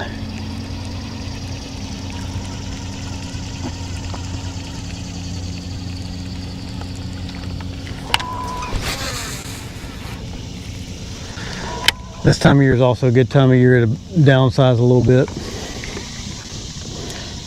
You know, you can start using your little smaller baits. I was telling Damon earlier, you know, we got one of those. I like that. I like that 1/4 ounce buzz bait over the 1/2 ounce this time of year and later. If you're gonna fish a buzz bait or something like that, I like the smaller one. Bait's kind of small. I've seen a bunch of it not too long ago, and it's about 1.5 to 2 inches, so you're not getting anything real big. And the fish get a lot of pressure, so I think they just like smaller baits in general, as the bait that they're seeing kind of bait that they're seeing. It just kind of it's all small, so that's what they kind of focus on. Now you can, if you want to go the other way, you can fish big glide baits and stuff like that and catch fish on those too. I've done some of that in August and September, but you're going to cut your bites way down, and you really have to commit to that kind of stuff. And you'll be frustrated because you'll see giant bass following your bait and never hitting it. So you know they're there and you can't catch them. We had a tournament several years ago. It was in June though, and we pulled in one of these marinas, and it was weird because there were a lot of fish that were following that glide bait. Usually you don't have very many, but my buddy caught one about 7 pounds, and then we went on up in the marina, and man, we had 3 or 4 of them, 3 or 4 more that were like 5-pounders follow it. We just couldn't get them to bite anything, and I think we ended up in 2nd or 3rd, and if we'd have just had one of those fish, we'd have won the tournament. So that's the frustrating thing.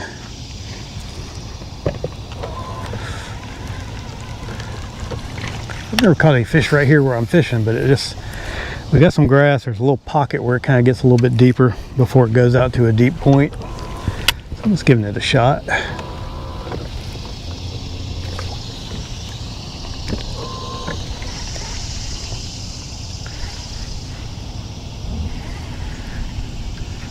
It's a place where there could be some fish.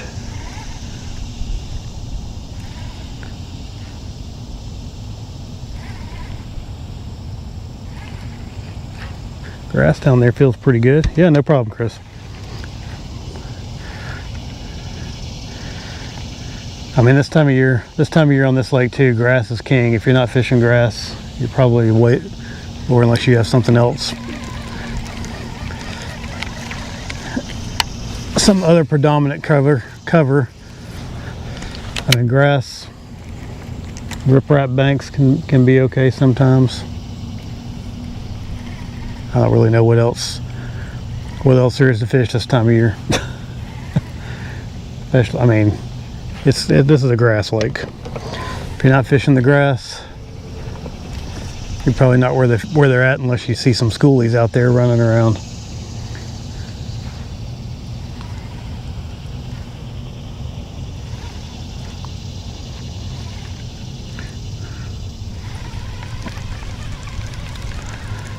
I will do a little.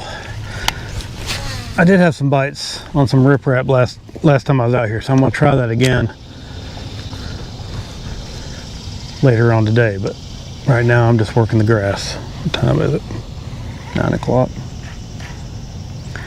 And I'm gonna go inside in this marina, and I've got one spot in there, one dock where I know there's some fish, and I'm gonna go in there and try to catch 1 or 2. And it's in there. It's very consistent, especially on a day like today when that sun's going to be hot and the water temperature is already touching 88, 89 degrees. There'll be some fish in there.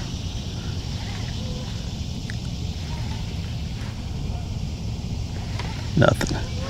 Man, that grass down there feels good, but I'm not getting any bites.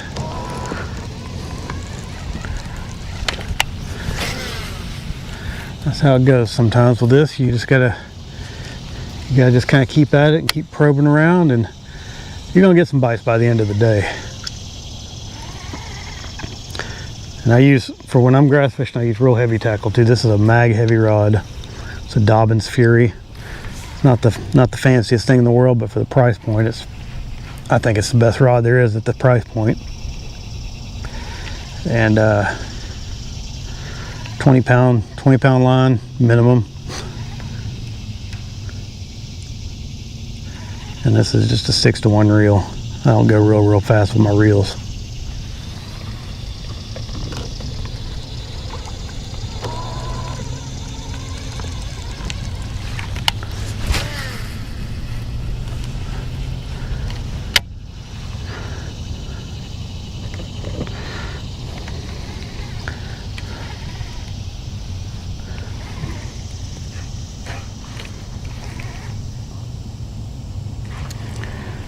So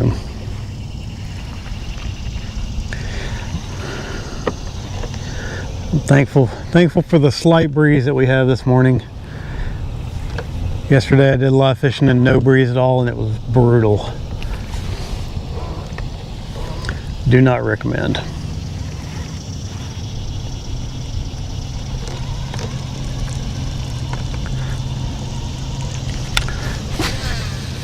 Oh, come on, turn.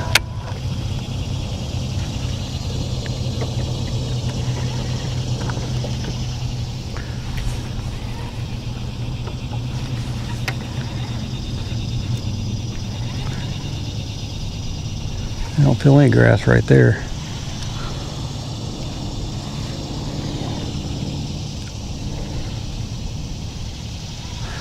Nope. If I'm not feeling any grass, I'm reeling it in and making another cast.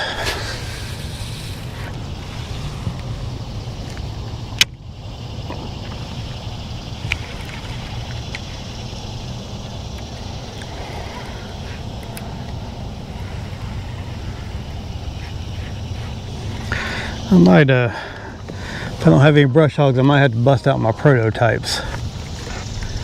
See if we can get. I might do that anyway if we get on a bite somewhere.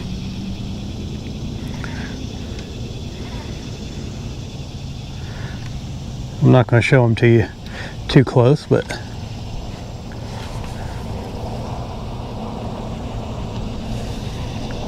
just some brush hog like baits.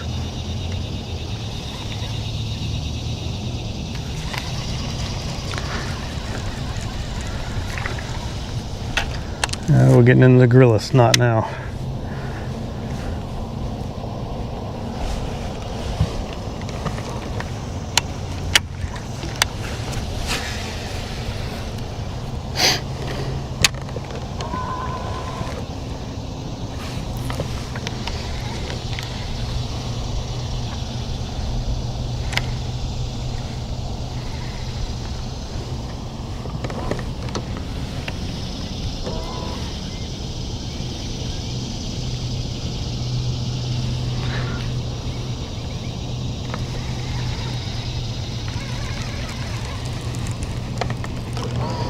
There was some grass out on this point, but I'm not seeing any. Ooh.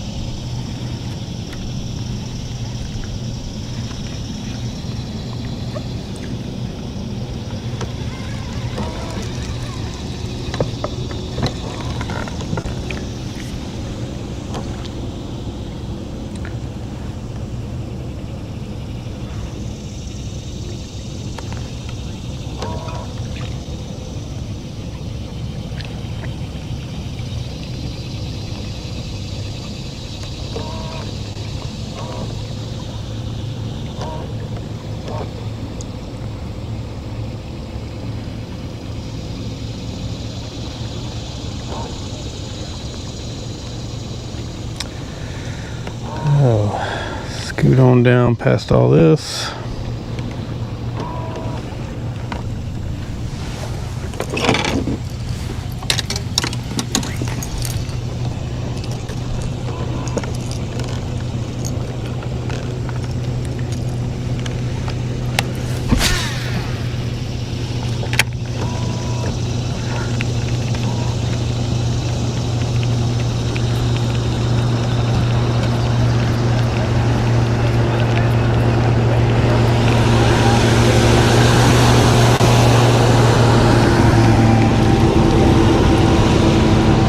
And let the madness begin.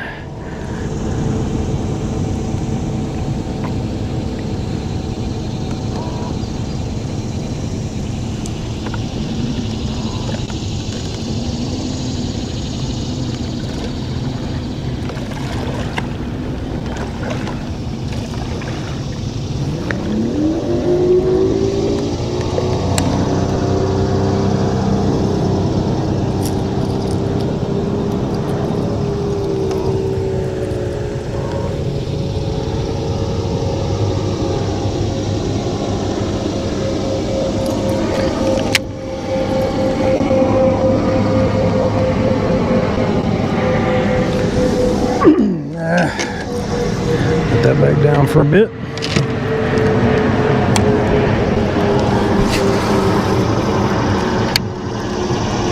One of the things I do right through here is I'll swim my bait a little bit more, because there's a lot of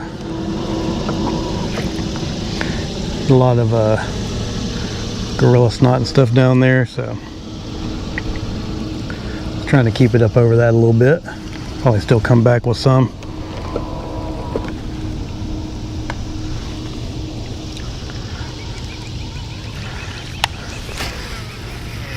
Sometimes I just pick it up and let it swim back to me. Other times I just straight crank it.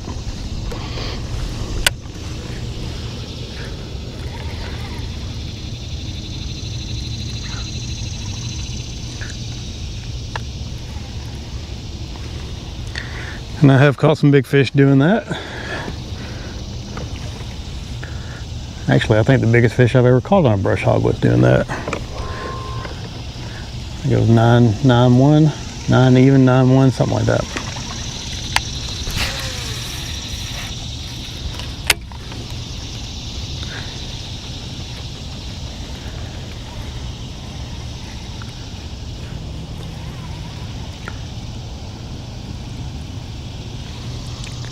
We don't have real thick grass down there, so looks like we got a pondweed edge. I probably should have started right here this morning before all the boat traffic comes through.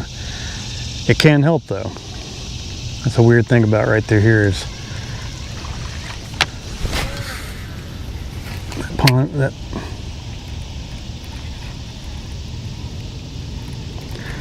pondweed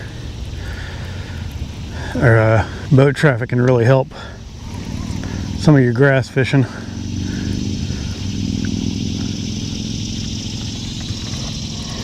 Maybe not today, but sometimes it can.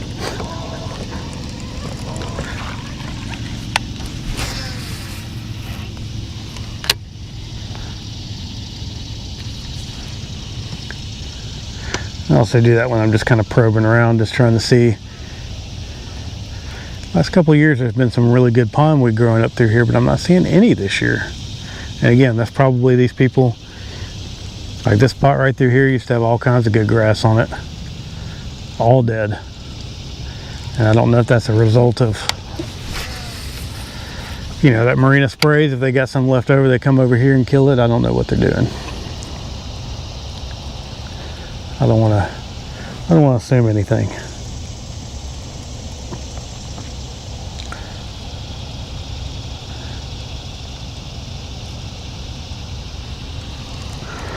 But that's what I'm assuming.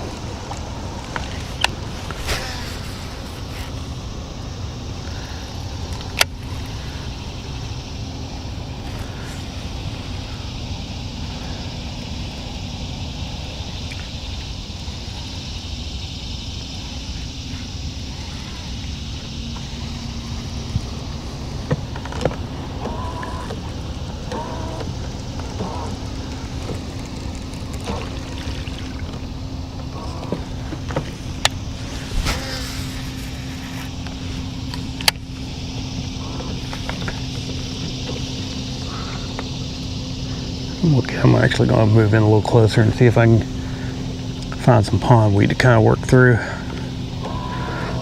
I know there's not really any grass growing through here.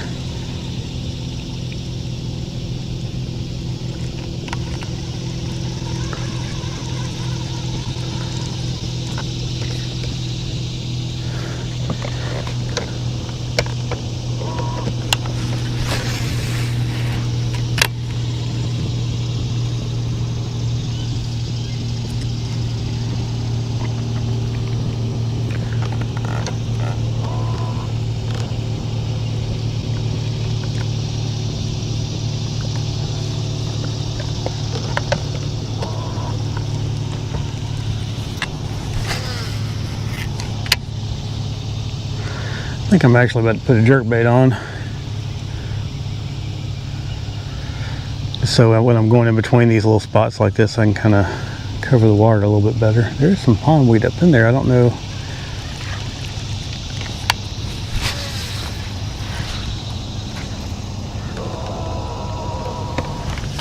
It might be.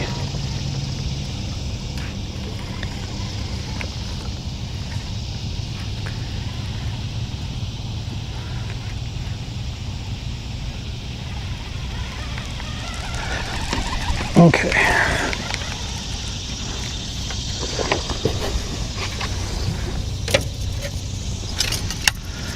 I'll put this down because I'm not really using that. I'm gonna put my little guy jerkbait on.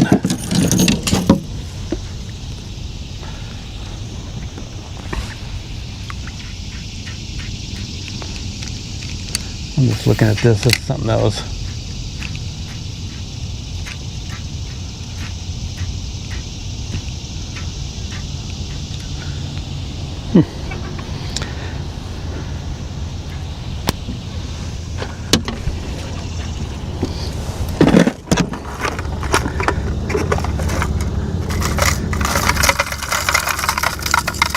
Chris, if you're still watching, you ever seen one, that's a riser bait right there.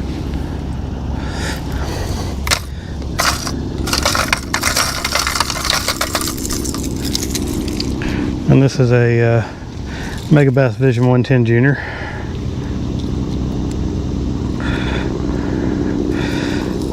Which I'm going to catch fish on today. Somewhere. I'll get a bite on it.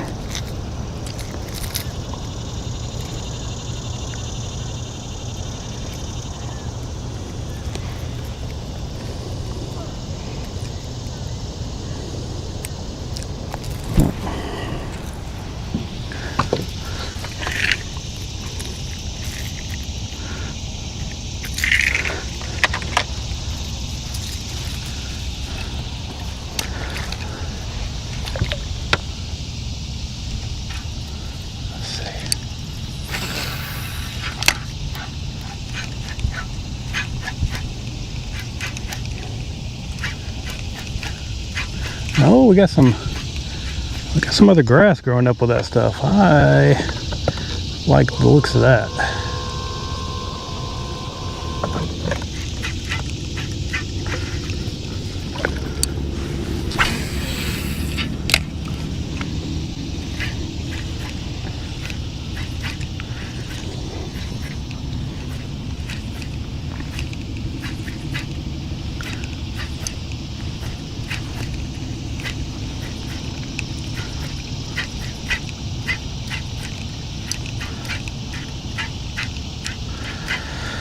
All right, I'm gonna do a little bit of a bait shuffle here. Get some stuff swapped out.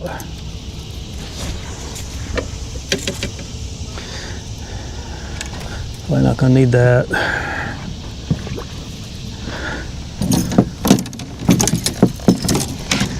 I'm gonna look in here and see if I've got any more of those brush hogs, because I might need them. Oh yeah. Got a big old bag full, so we're good. Put those right there.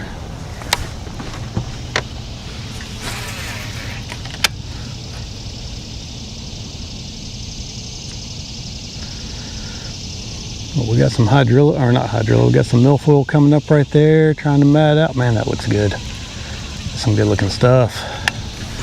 Got a little edge to it. Just kind of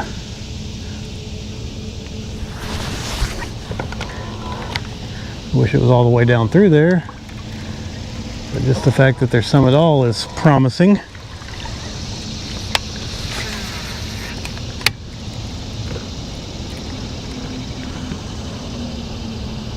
Just kind of letting it swim down. What I'm doing is reeling it till I get to the edge, and I'm stopping it, and then it'll just kind of swim through it.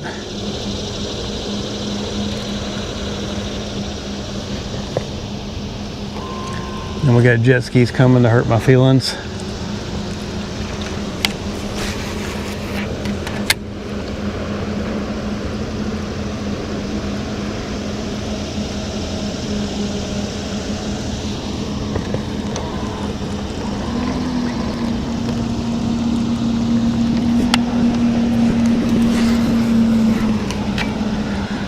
You want to swim one through the pondweed. The brush hog goes through the pondweed pretty good too. Sometimes, not right then, of course, while I'm talking about it. And we got some matted stuff.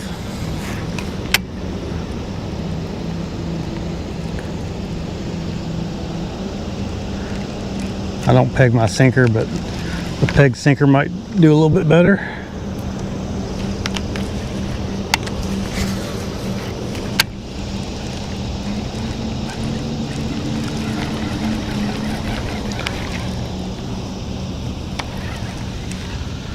I'm gonna put this down. Well.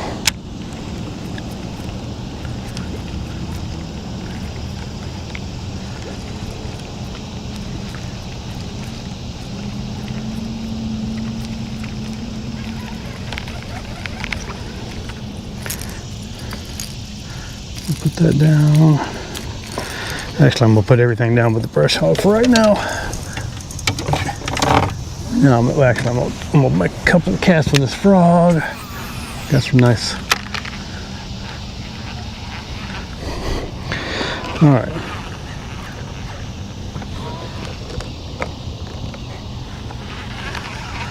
No fish over here. You got to deal with the boat traffic.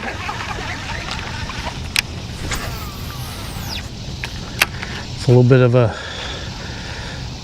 bummer yesterday where I was fishing. There were basically 0 boats going.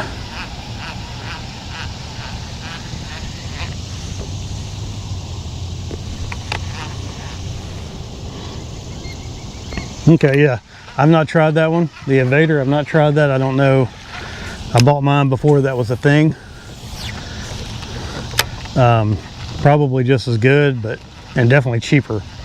Definitely cheaper, but I feel like they just ripped off the original, so I'm sticking with the original for now. Man, there's some good looking. Okay.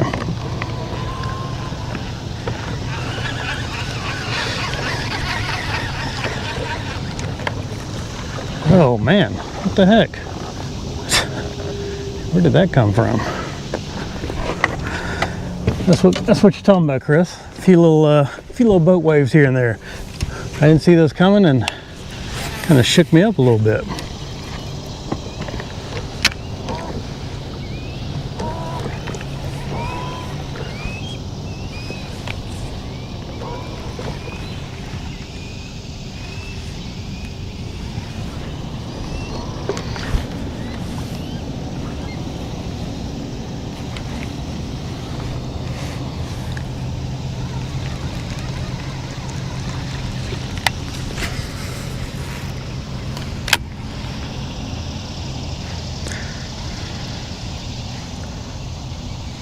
Like I say, that boat wake stuff doesn't necessarily mess it up over here.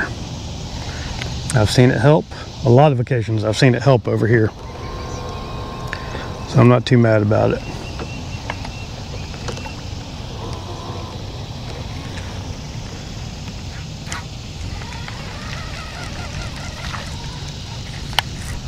A little snot.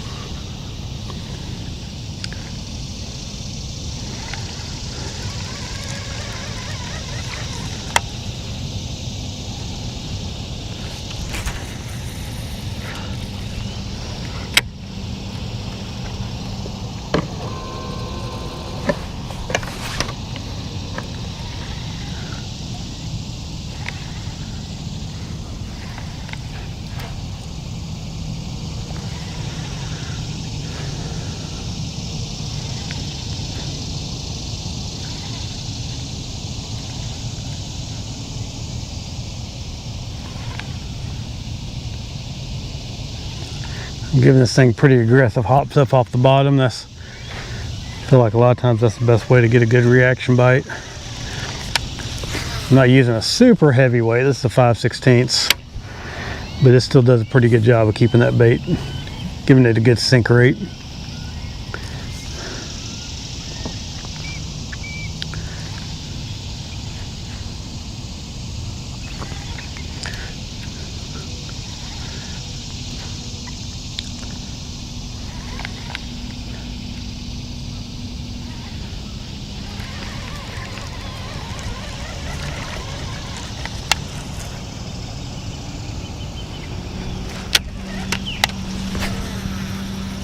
Ooh, not what we wanted.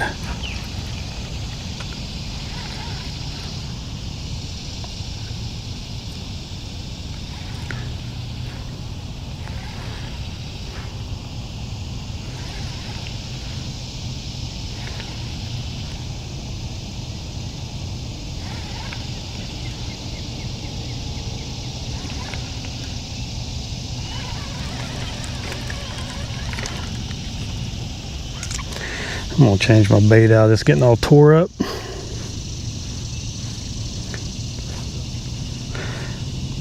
But yeah, man, watch some videos on that thing. It's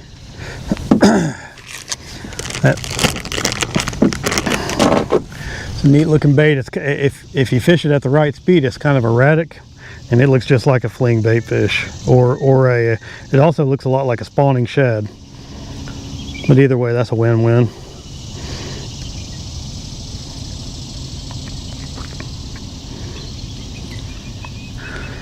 And it's a little bitty bait, but it'll catch some good ones. I've caught some fish close to 4 pounds on it. I mean, it's not giant, but if you're fishing for schoolers, you're not going to get a whole lot of, topping out schoolers. You don't see them more than 3 or 4 pounds most of the time anyway.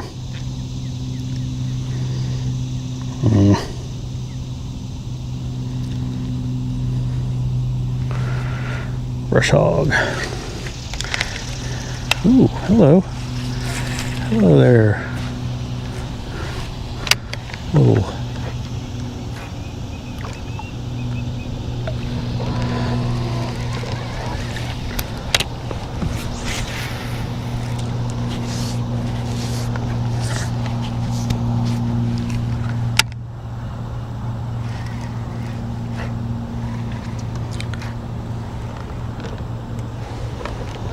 Little jut out grass there.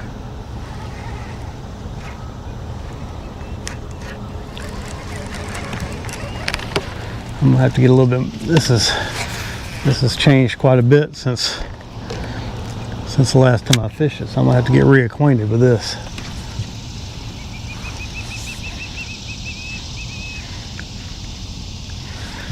But I like what I'm seeing.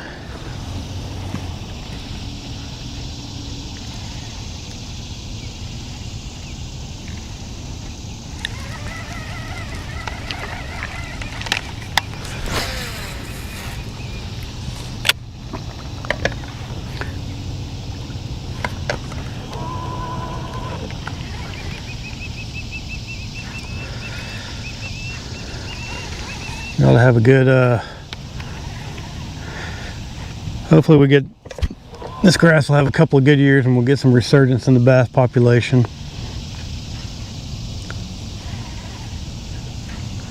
Maybe we'll get a little bit better, some quality coming back. I mean, there's still big fish in here, but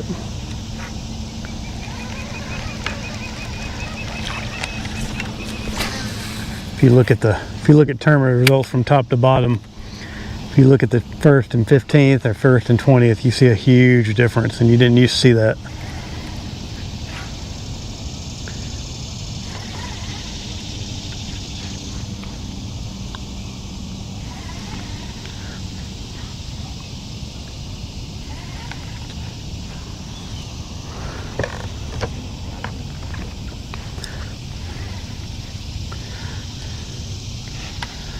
Ooh, now our wind is shut off, and it is officially hot.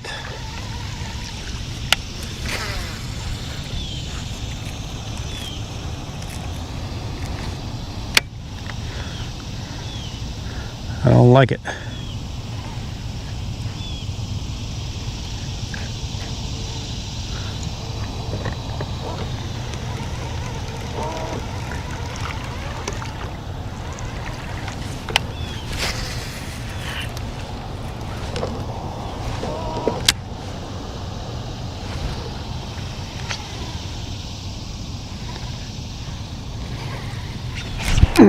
Oh, I missed him. Had a little thunk. Had a little thunk.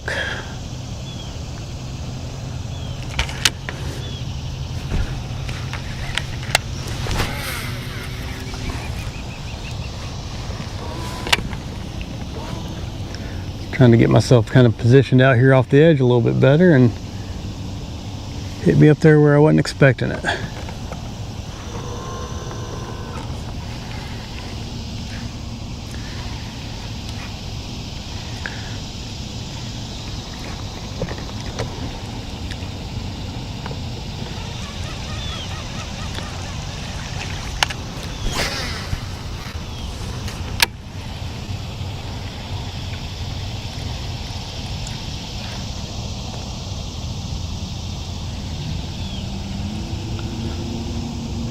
There's a little high spot in the grass.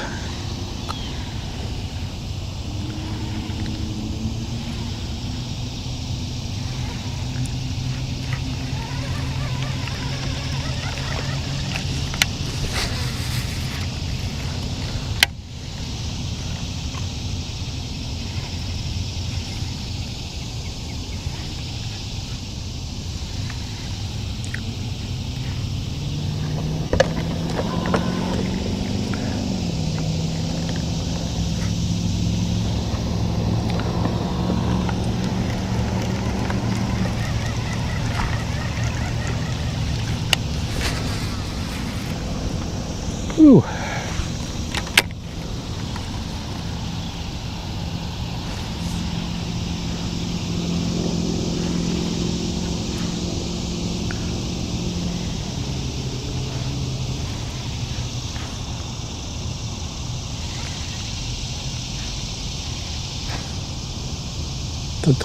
Nothing.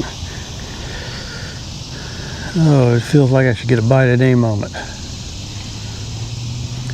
I'm in a good area. Got a good bait on. Move out a little bit.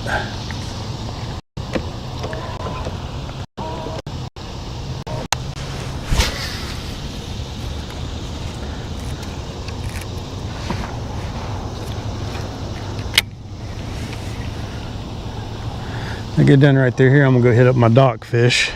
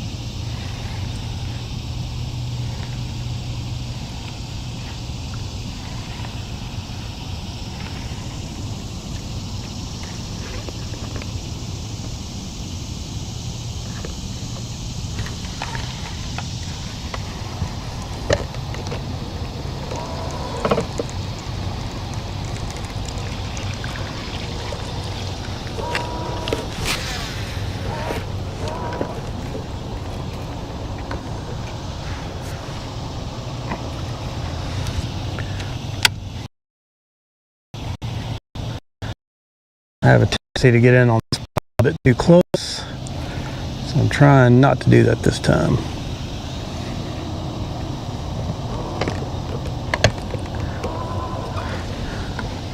Trying, and from the looks of it, failing.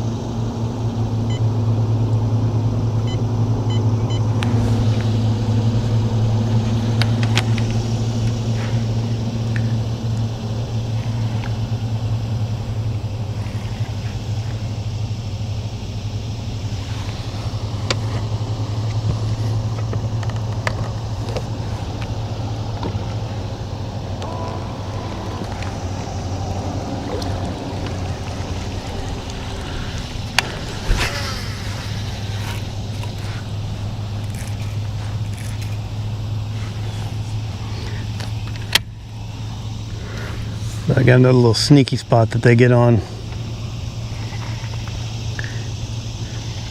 Right up here, I'm gonna try in just a second. I'm not even on the grass right there. Maybe I can get one.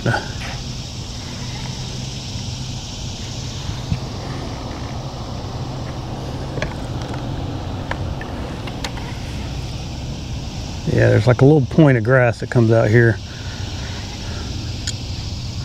I think I went right over the top of it though, so I probably messed it up.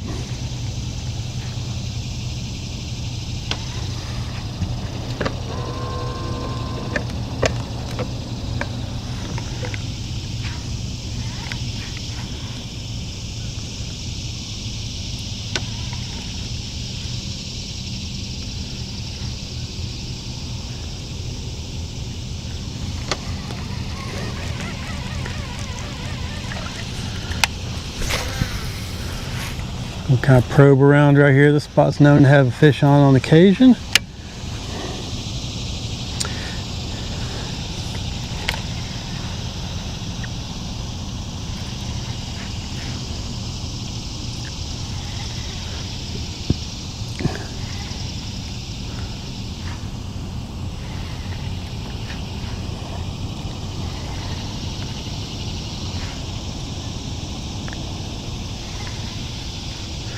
You normally have to work for them late in the season. Like around May, June time frame, a lot of times when this grass is starting to come up, you can just pull up on it and you can catch fish right away. But as the season goes on, you really got to probe around. The fish have probably already been caught 5 times each. Because everybody knows that's what you do, fish the grass.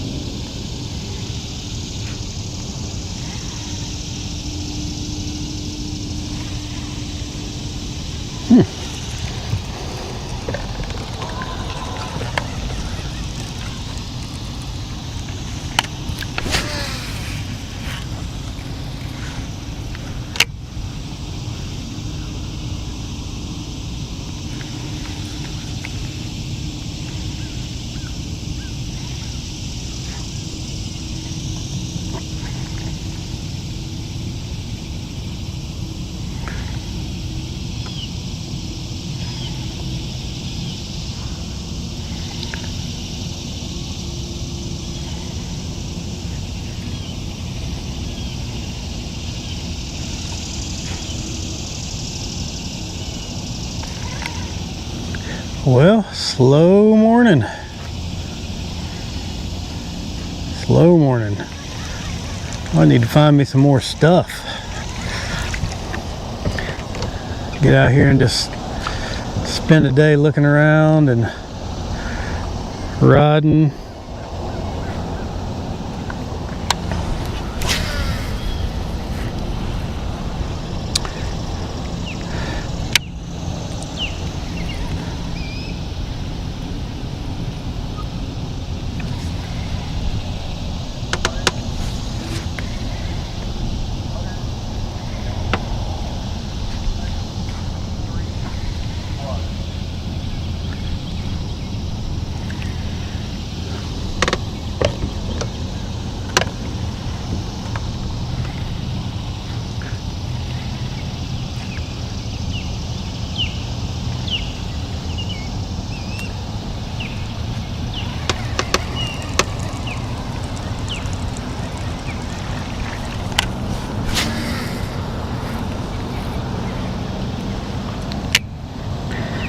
Hey, what's up, Bob? I think I've caught 4 or 5.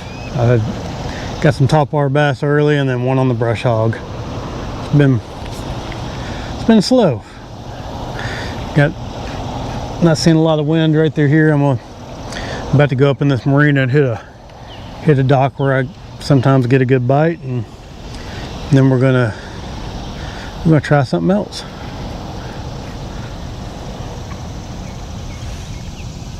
Ooh, things getting a little hot. Turn it over for a minute, maybe that'll help. Where's my little... I've got a little phone, it's called a phone chiller. We'll pop that on there and see if that helps at all. I tried it yesterday and I don't think it did much. It's because that screen gets so... The screen just gets so hot. Let's see here.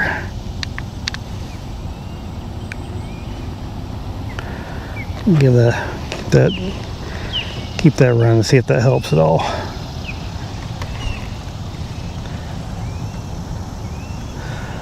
I'm not sure where Milton Hill is. I don't think I've ever heard of that. I don't go up lake very often, and if I do, I'm going to the Hiawassee. Or I'm going to Watts Bar Dam. I fished up there. Tried fishing up there a few times. I've never been up. The only trying to learn is around Moon Island area, but most of the rest of that just doesn't have a lot of appeal for me.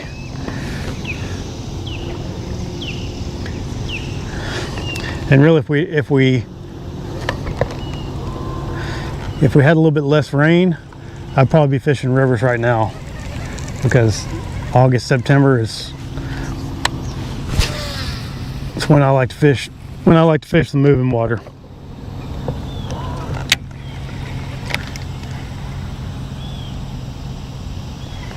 I know there's some grass right here.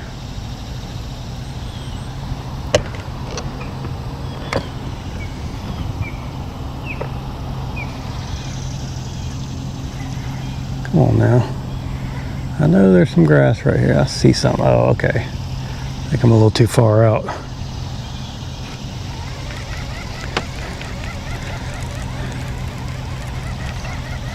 Let me see. I'll make a long cast and see if I might just be just a little bit too far out.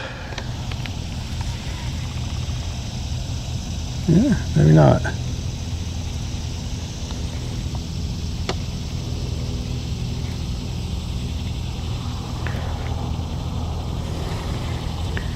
Yeah, this is a tough time of year, Bob. No, Don, I've never been up to Oak Ridge.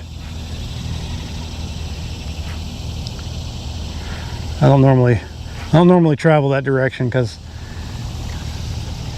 I got Gunnersville South, and then when the water starts cooling off, I'm gonna start going to Hiawassee Lake. I'm not gonna be able to do any live streams up there because there's no service. But I'm gonna be doing exactly what I was telling Chris to do. I'm gonna jerk bait, and then I'm gonna do, they get a lot of good topwater activity up there, a lot of schoolies, and you can just catch the hound out of them on a riser bait. So it's a lot of fun when you see them up in a pocket or something, just thrashing through shad, and some of them are good ones, good, and they're all spotted bass. Just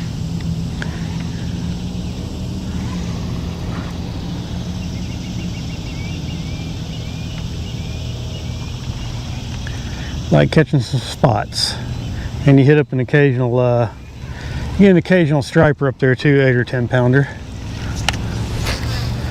When you get one of those on the riser bait and 8-pound line, it makes things interesting.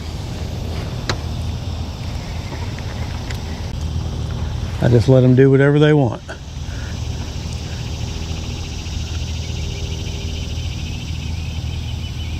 The fish.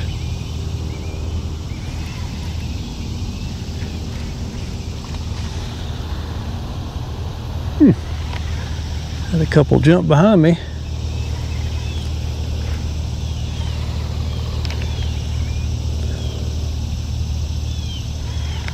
I only found that thicker grass that I was looking for.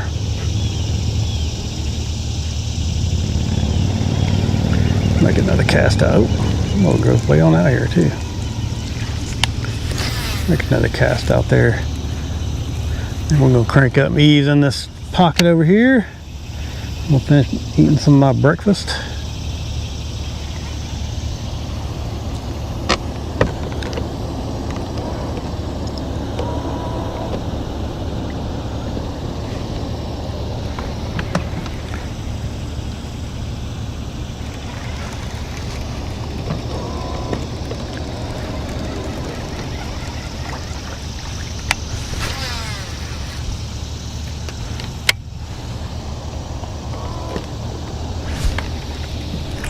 Oh, come on now. Is he still on? Golly. Man, I don't know what. I felt him. I set the hook and there was nothing. He was running right at me. Had no shot at that fish.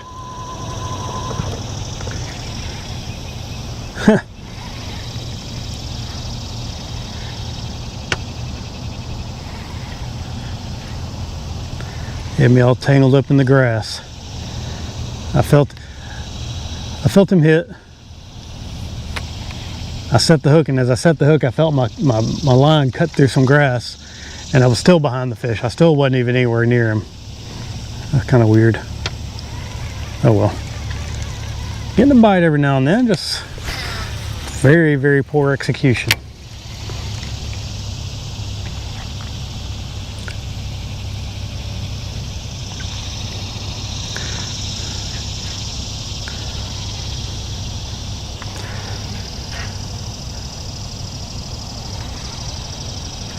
The fish on Gunnersville were throttling this thing when they'd hit it.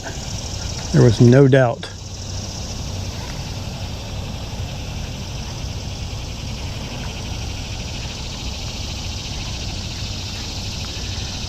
Before I leave this, I'm gonna go across it with a topwater just for fun.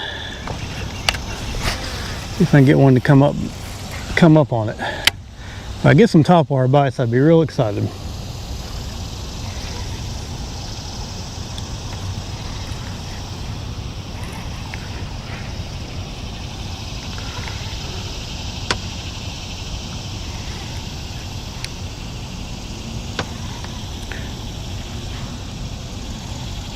Yeah, there's some thick stuff right there.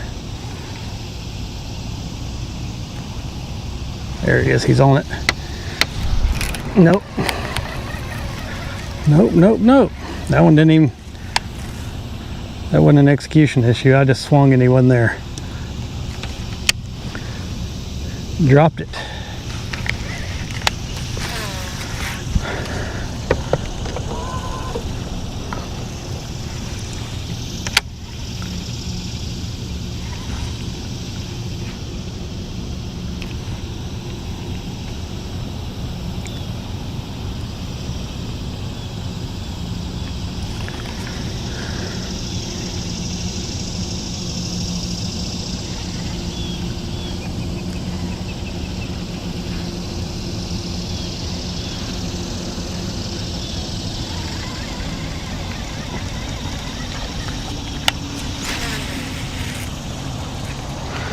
Well, found a couple of bites anyway.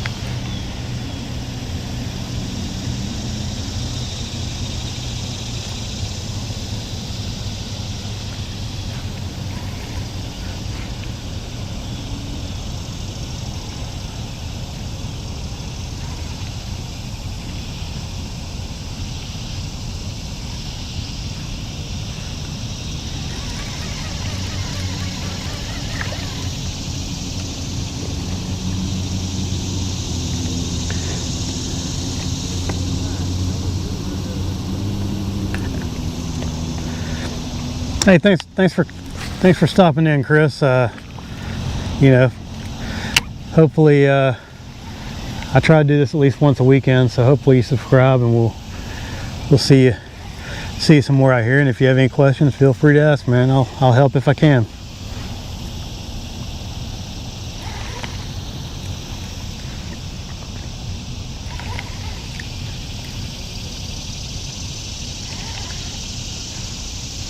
I'm gonna turn around and hit this one more time since I had 2 or 3 bites in there.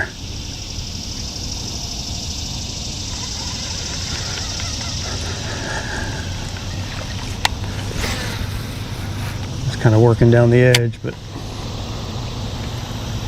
yeah.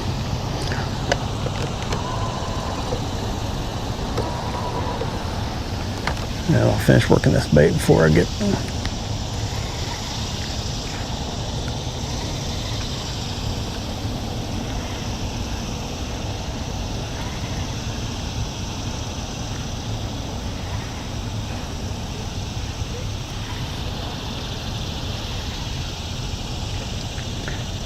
There's one. There he is.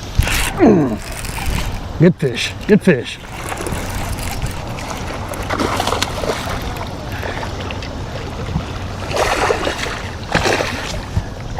Oh, shoot. And then circle mode here. Yeah. There we go. Nice one. Finally got a hold of one. Pretty decent. A little 2.5 or so.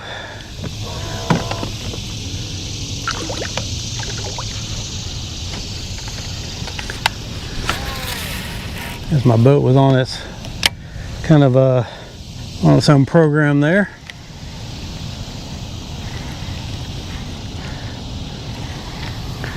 I do hit one in the head on occasion.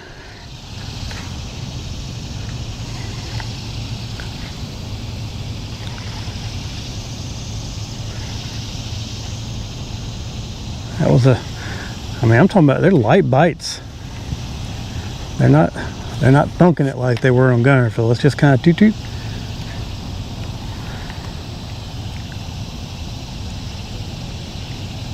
There's another one, I think. No. Nope.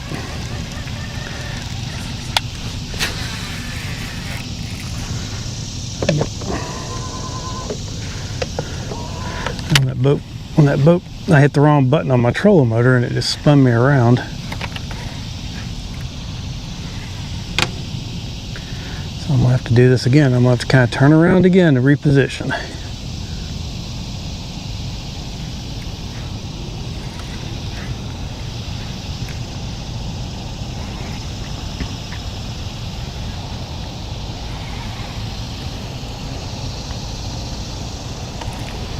Thanks, Bob.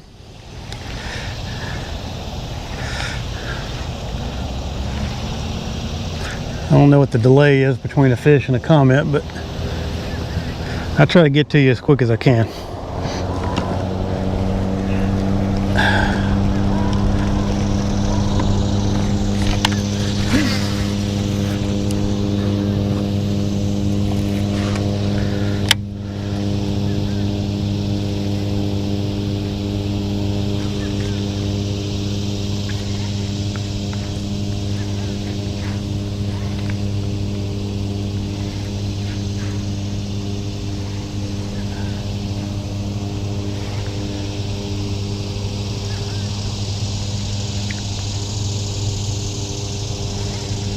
Kind of had to horse that one in a little bit because it was, line was kind of behind the motor, so I had to do a little extra winching.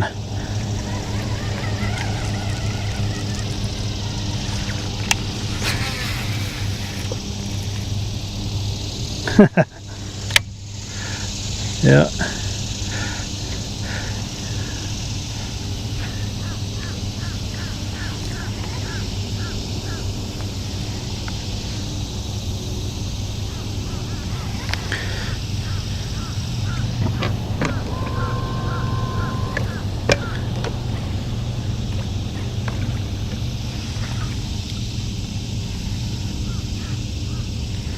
Yeah.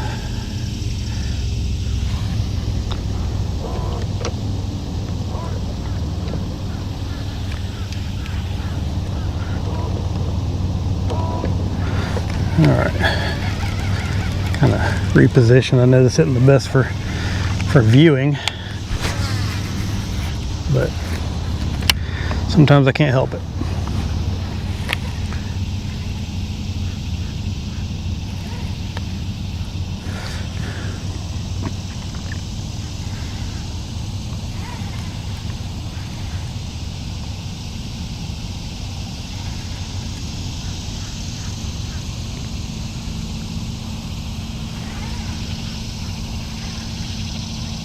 Like I got a fish, no?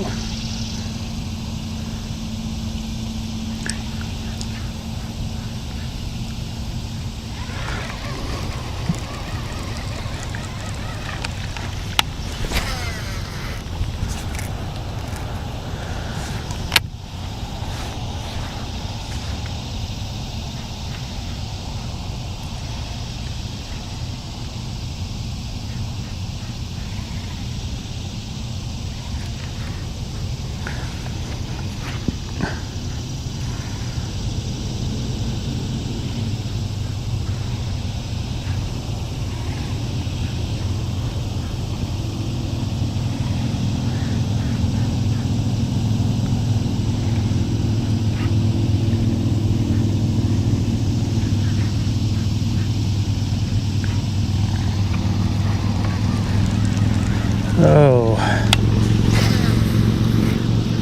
well, what time is it?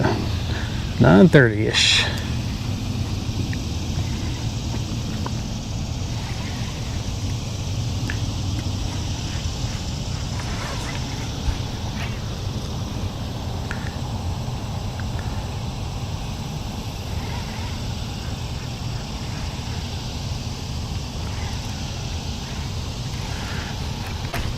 I think that's milfoil down there. It's kind of hard to rip through sometimes.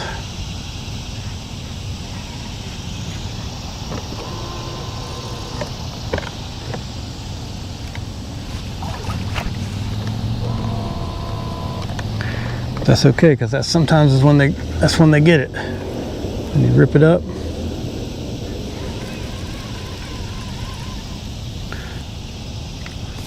Yeah. Hook's trying to poke through my worm.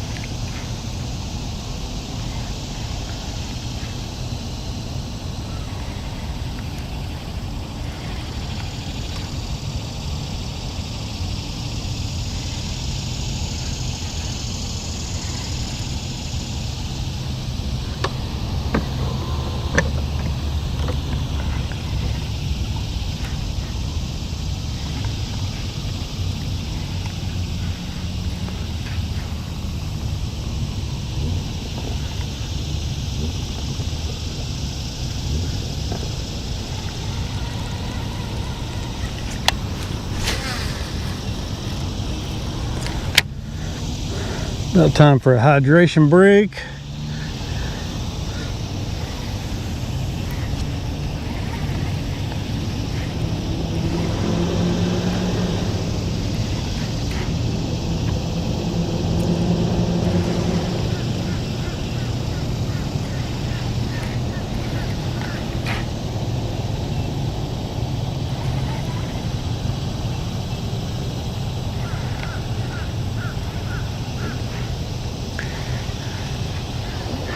Make about 2 more casts with this, go over with the top wire, and then I'm gonna cross over, have a little bit more of my biscuit and have some water.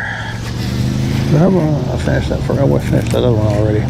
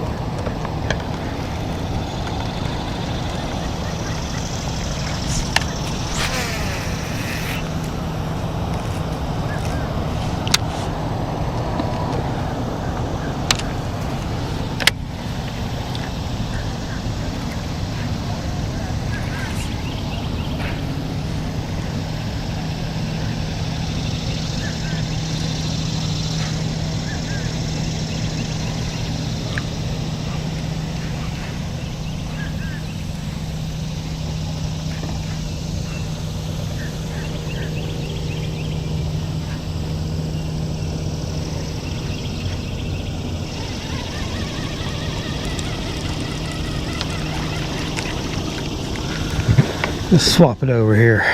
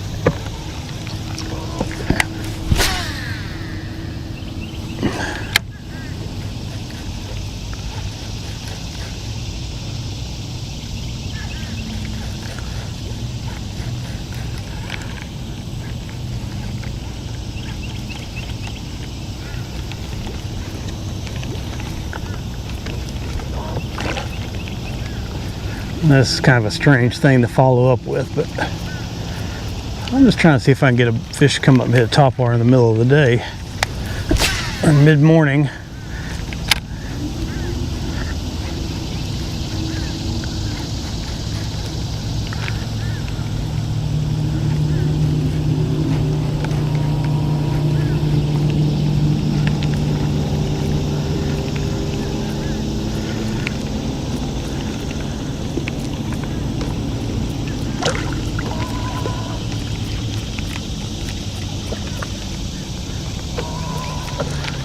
We'll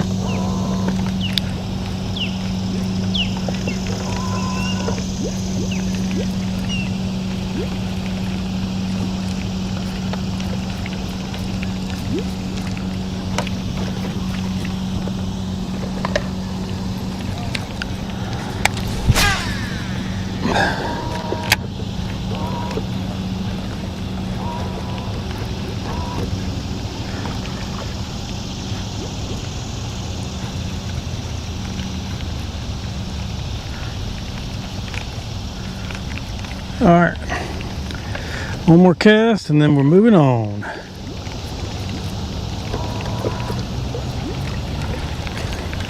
was hoping something come up and blast this thing, but they just don't do it in the summertime a lot of times on this lake.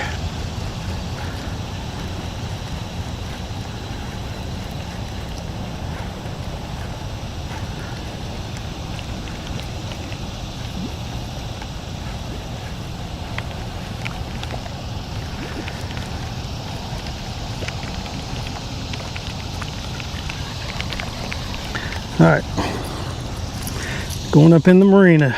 Gonna catch us a dogfish. Try to catch us a dogfish.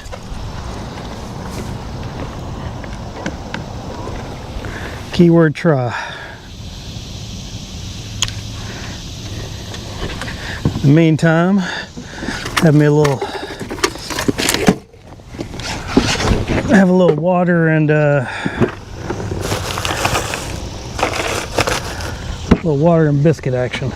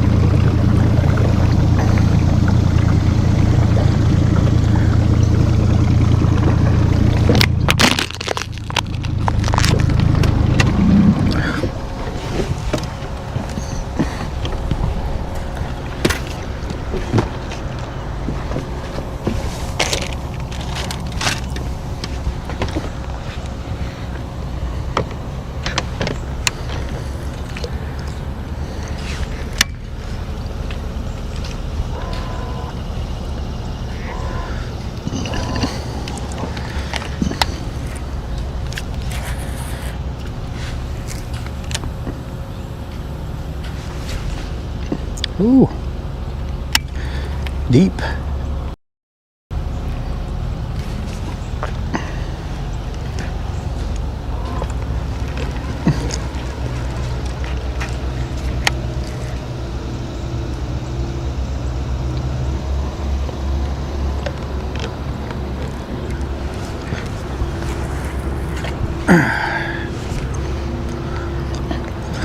Dock used to have a big beaver dam under it, and it was full of fish. You can still get a bite in here every now and then, though.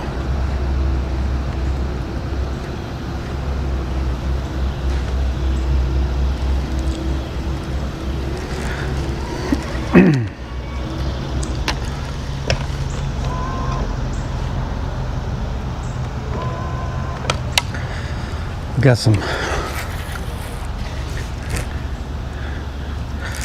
space between these boats, which I like.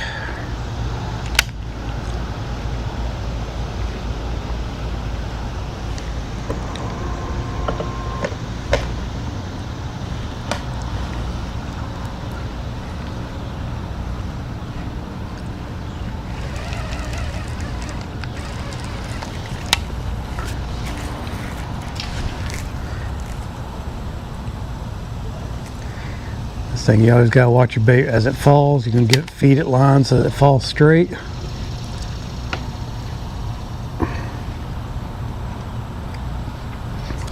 It look like it's gonna happen today, but there's two sides.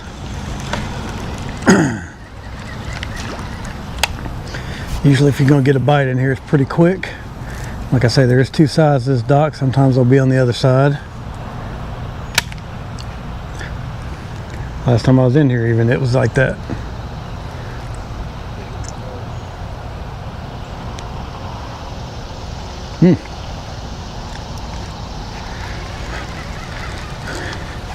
Guess that beaver dam's finally gone, and those fish they don't have anything to hold them here anymore.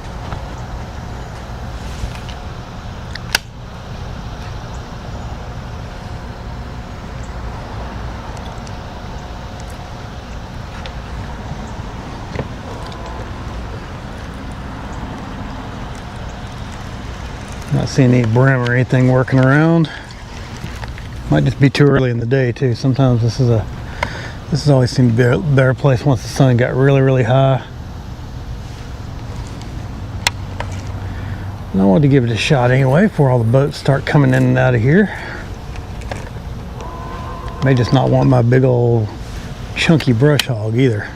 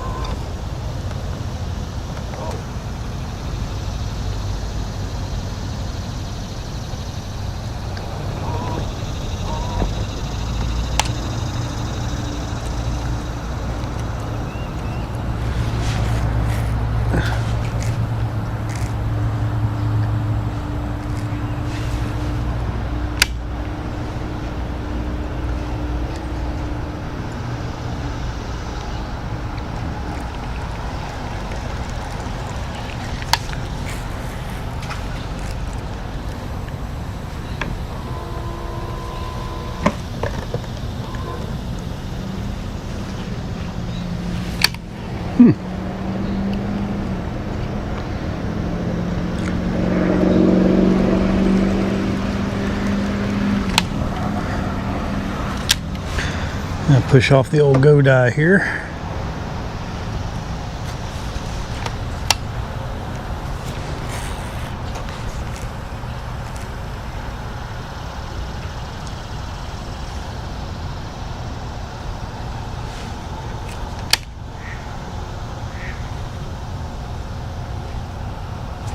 Alright, let's go to the other side.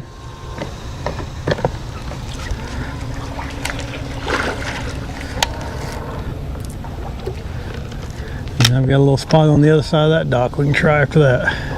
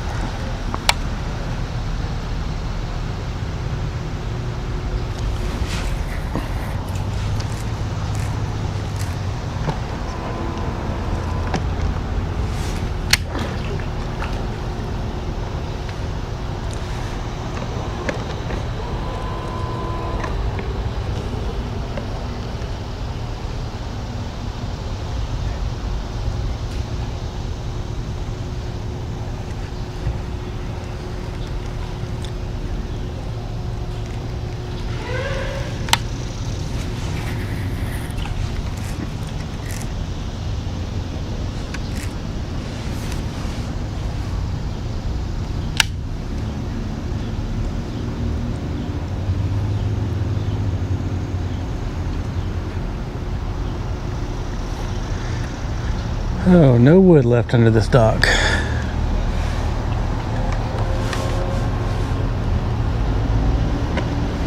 It was a good one for a few years. Have to wait for the next beaver to come in.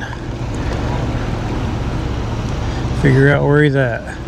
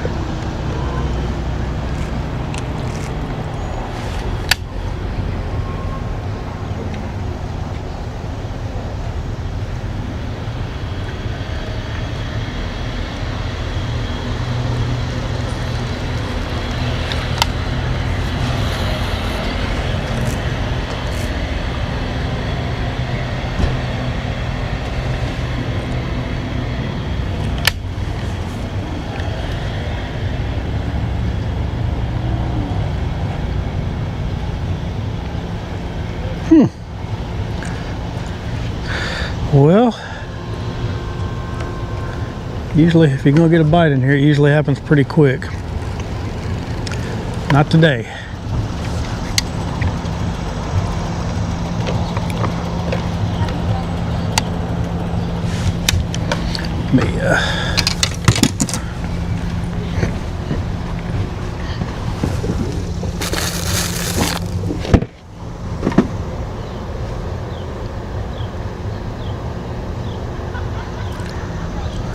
Yeah, give those things a try, Don. There's a couple of places locally that you could have got them, I think. But yeah, they're good. Sorry, I'm a little behind on my reading there, but yeah. Really neat bait, man. It's they've been using it on some of these clear highland reservoirs for a few years now, and it doesn't get talked about very much. But when you start seeing schooling fish, it'll catch them when they're not schooling too, but it really does well on the schooling fish.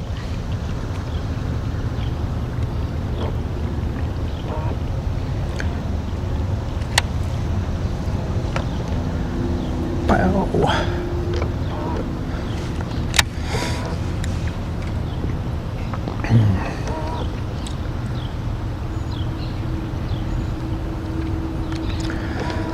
On this dock, same deal. There was a beaver dam, not in. Let me stall out here.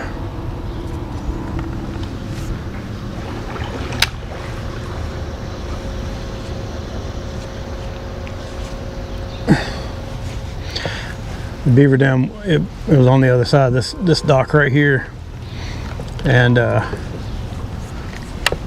this section of slips, and there was a big old brush pile in there.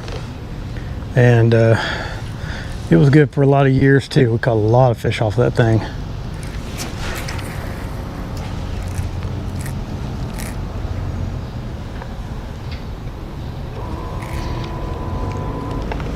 I think there might still be a little bit.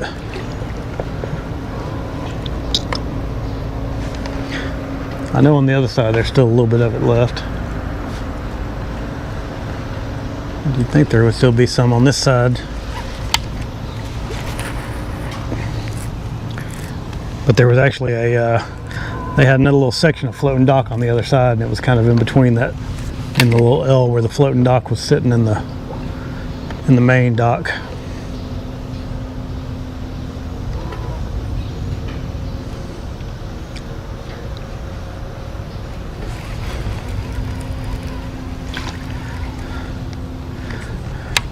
But all of my tricks are pretty much, ooh, that's risky. Ooh, awful cast.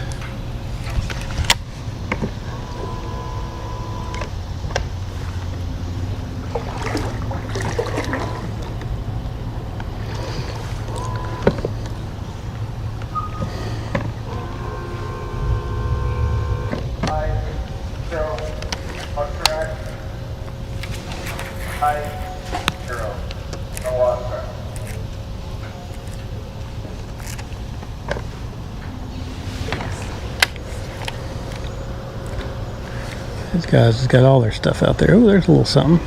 Might be some grass or something.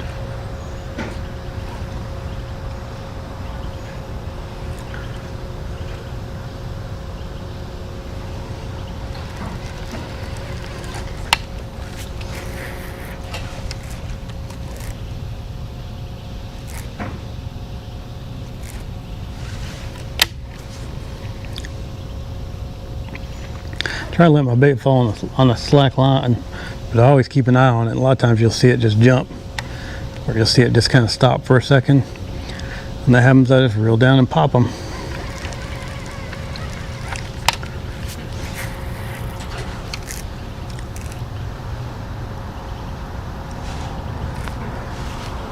I haven't seen that happen today, but sometimes it happens.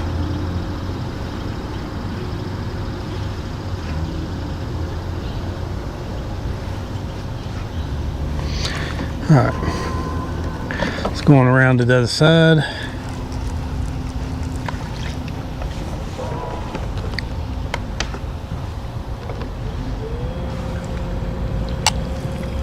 Make sure my bait is in weedless mode. I probably need to retie. Yeah, before I get over there, I'm gonna retie. I haven't done that all in 2 days of fishing. I haven't retied this bait. That's not good.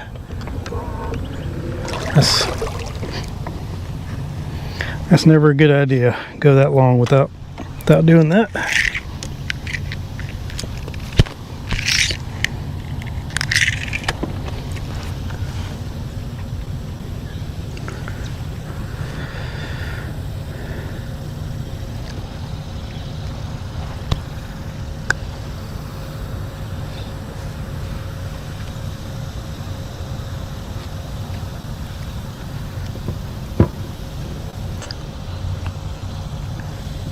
Ooh, we got some good looking stuff on this side. Let's do it again. Tied it to my screw lock and my bait, which is not going to work.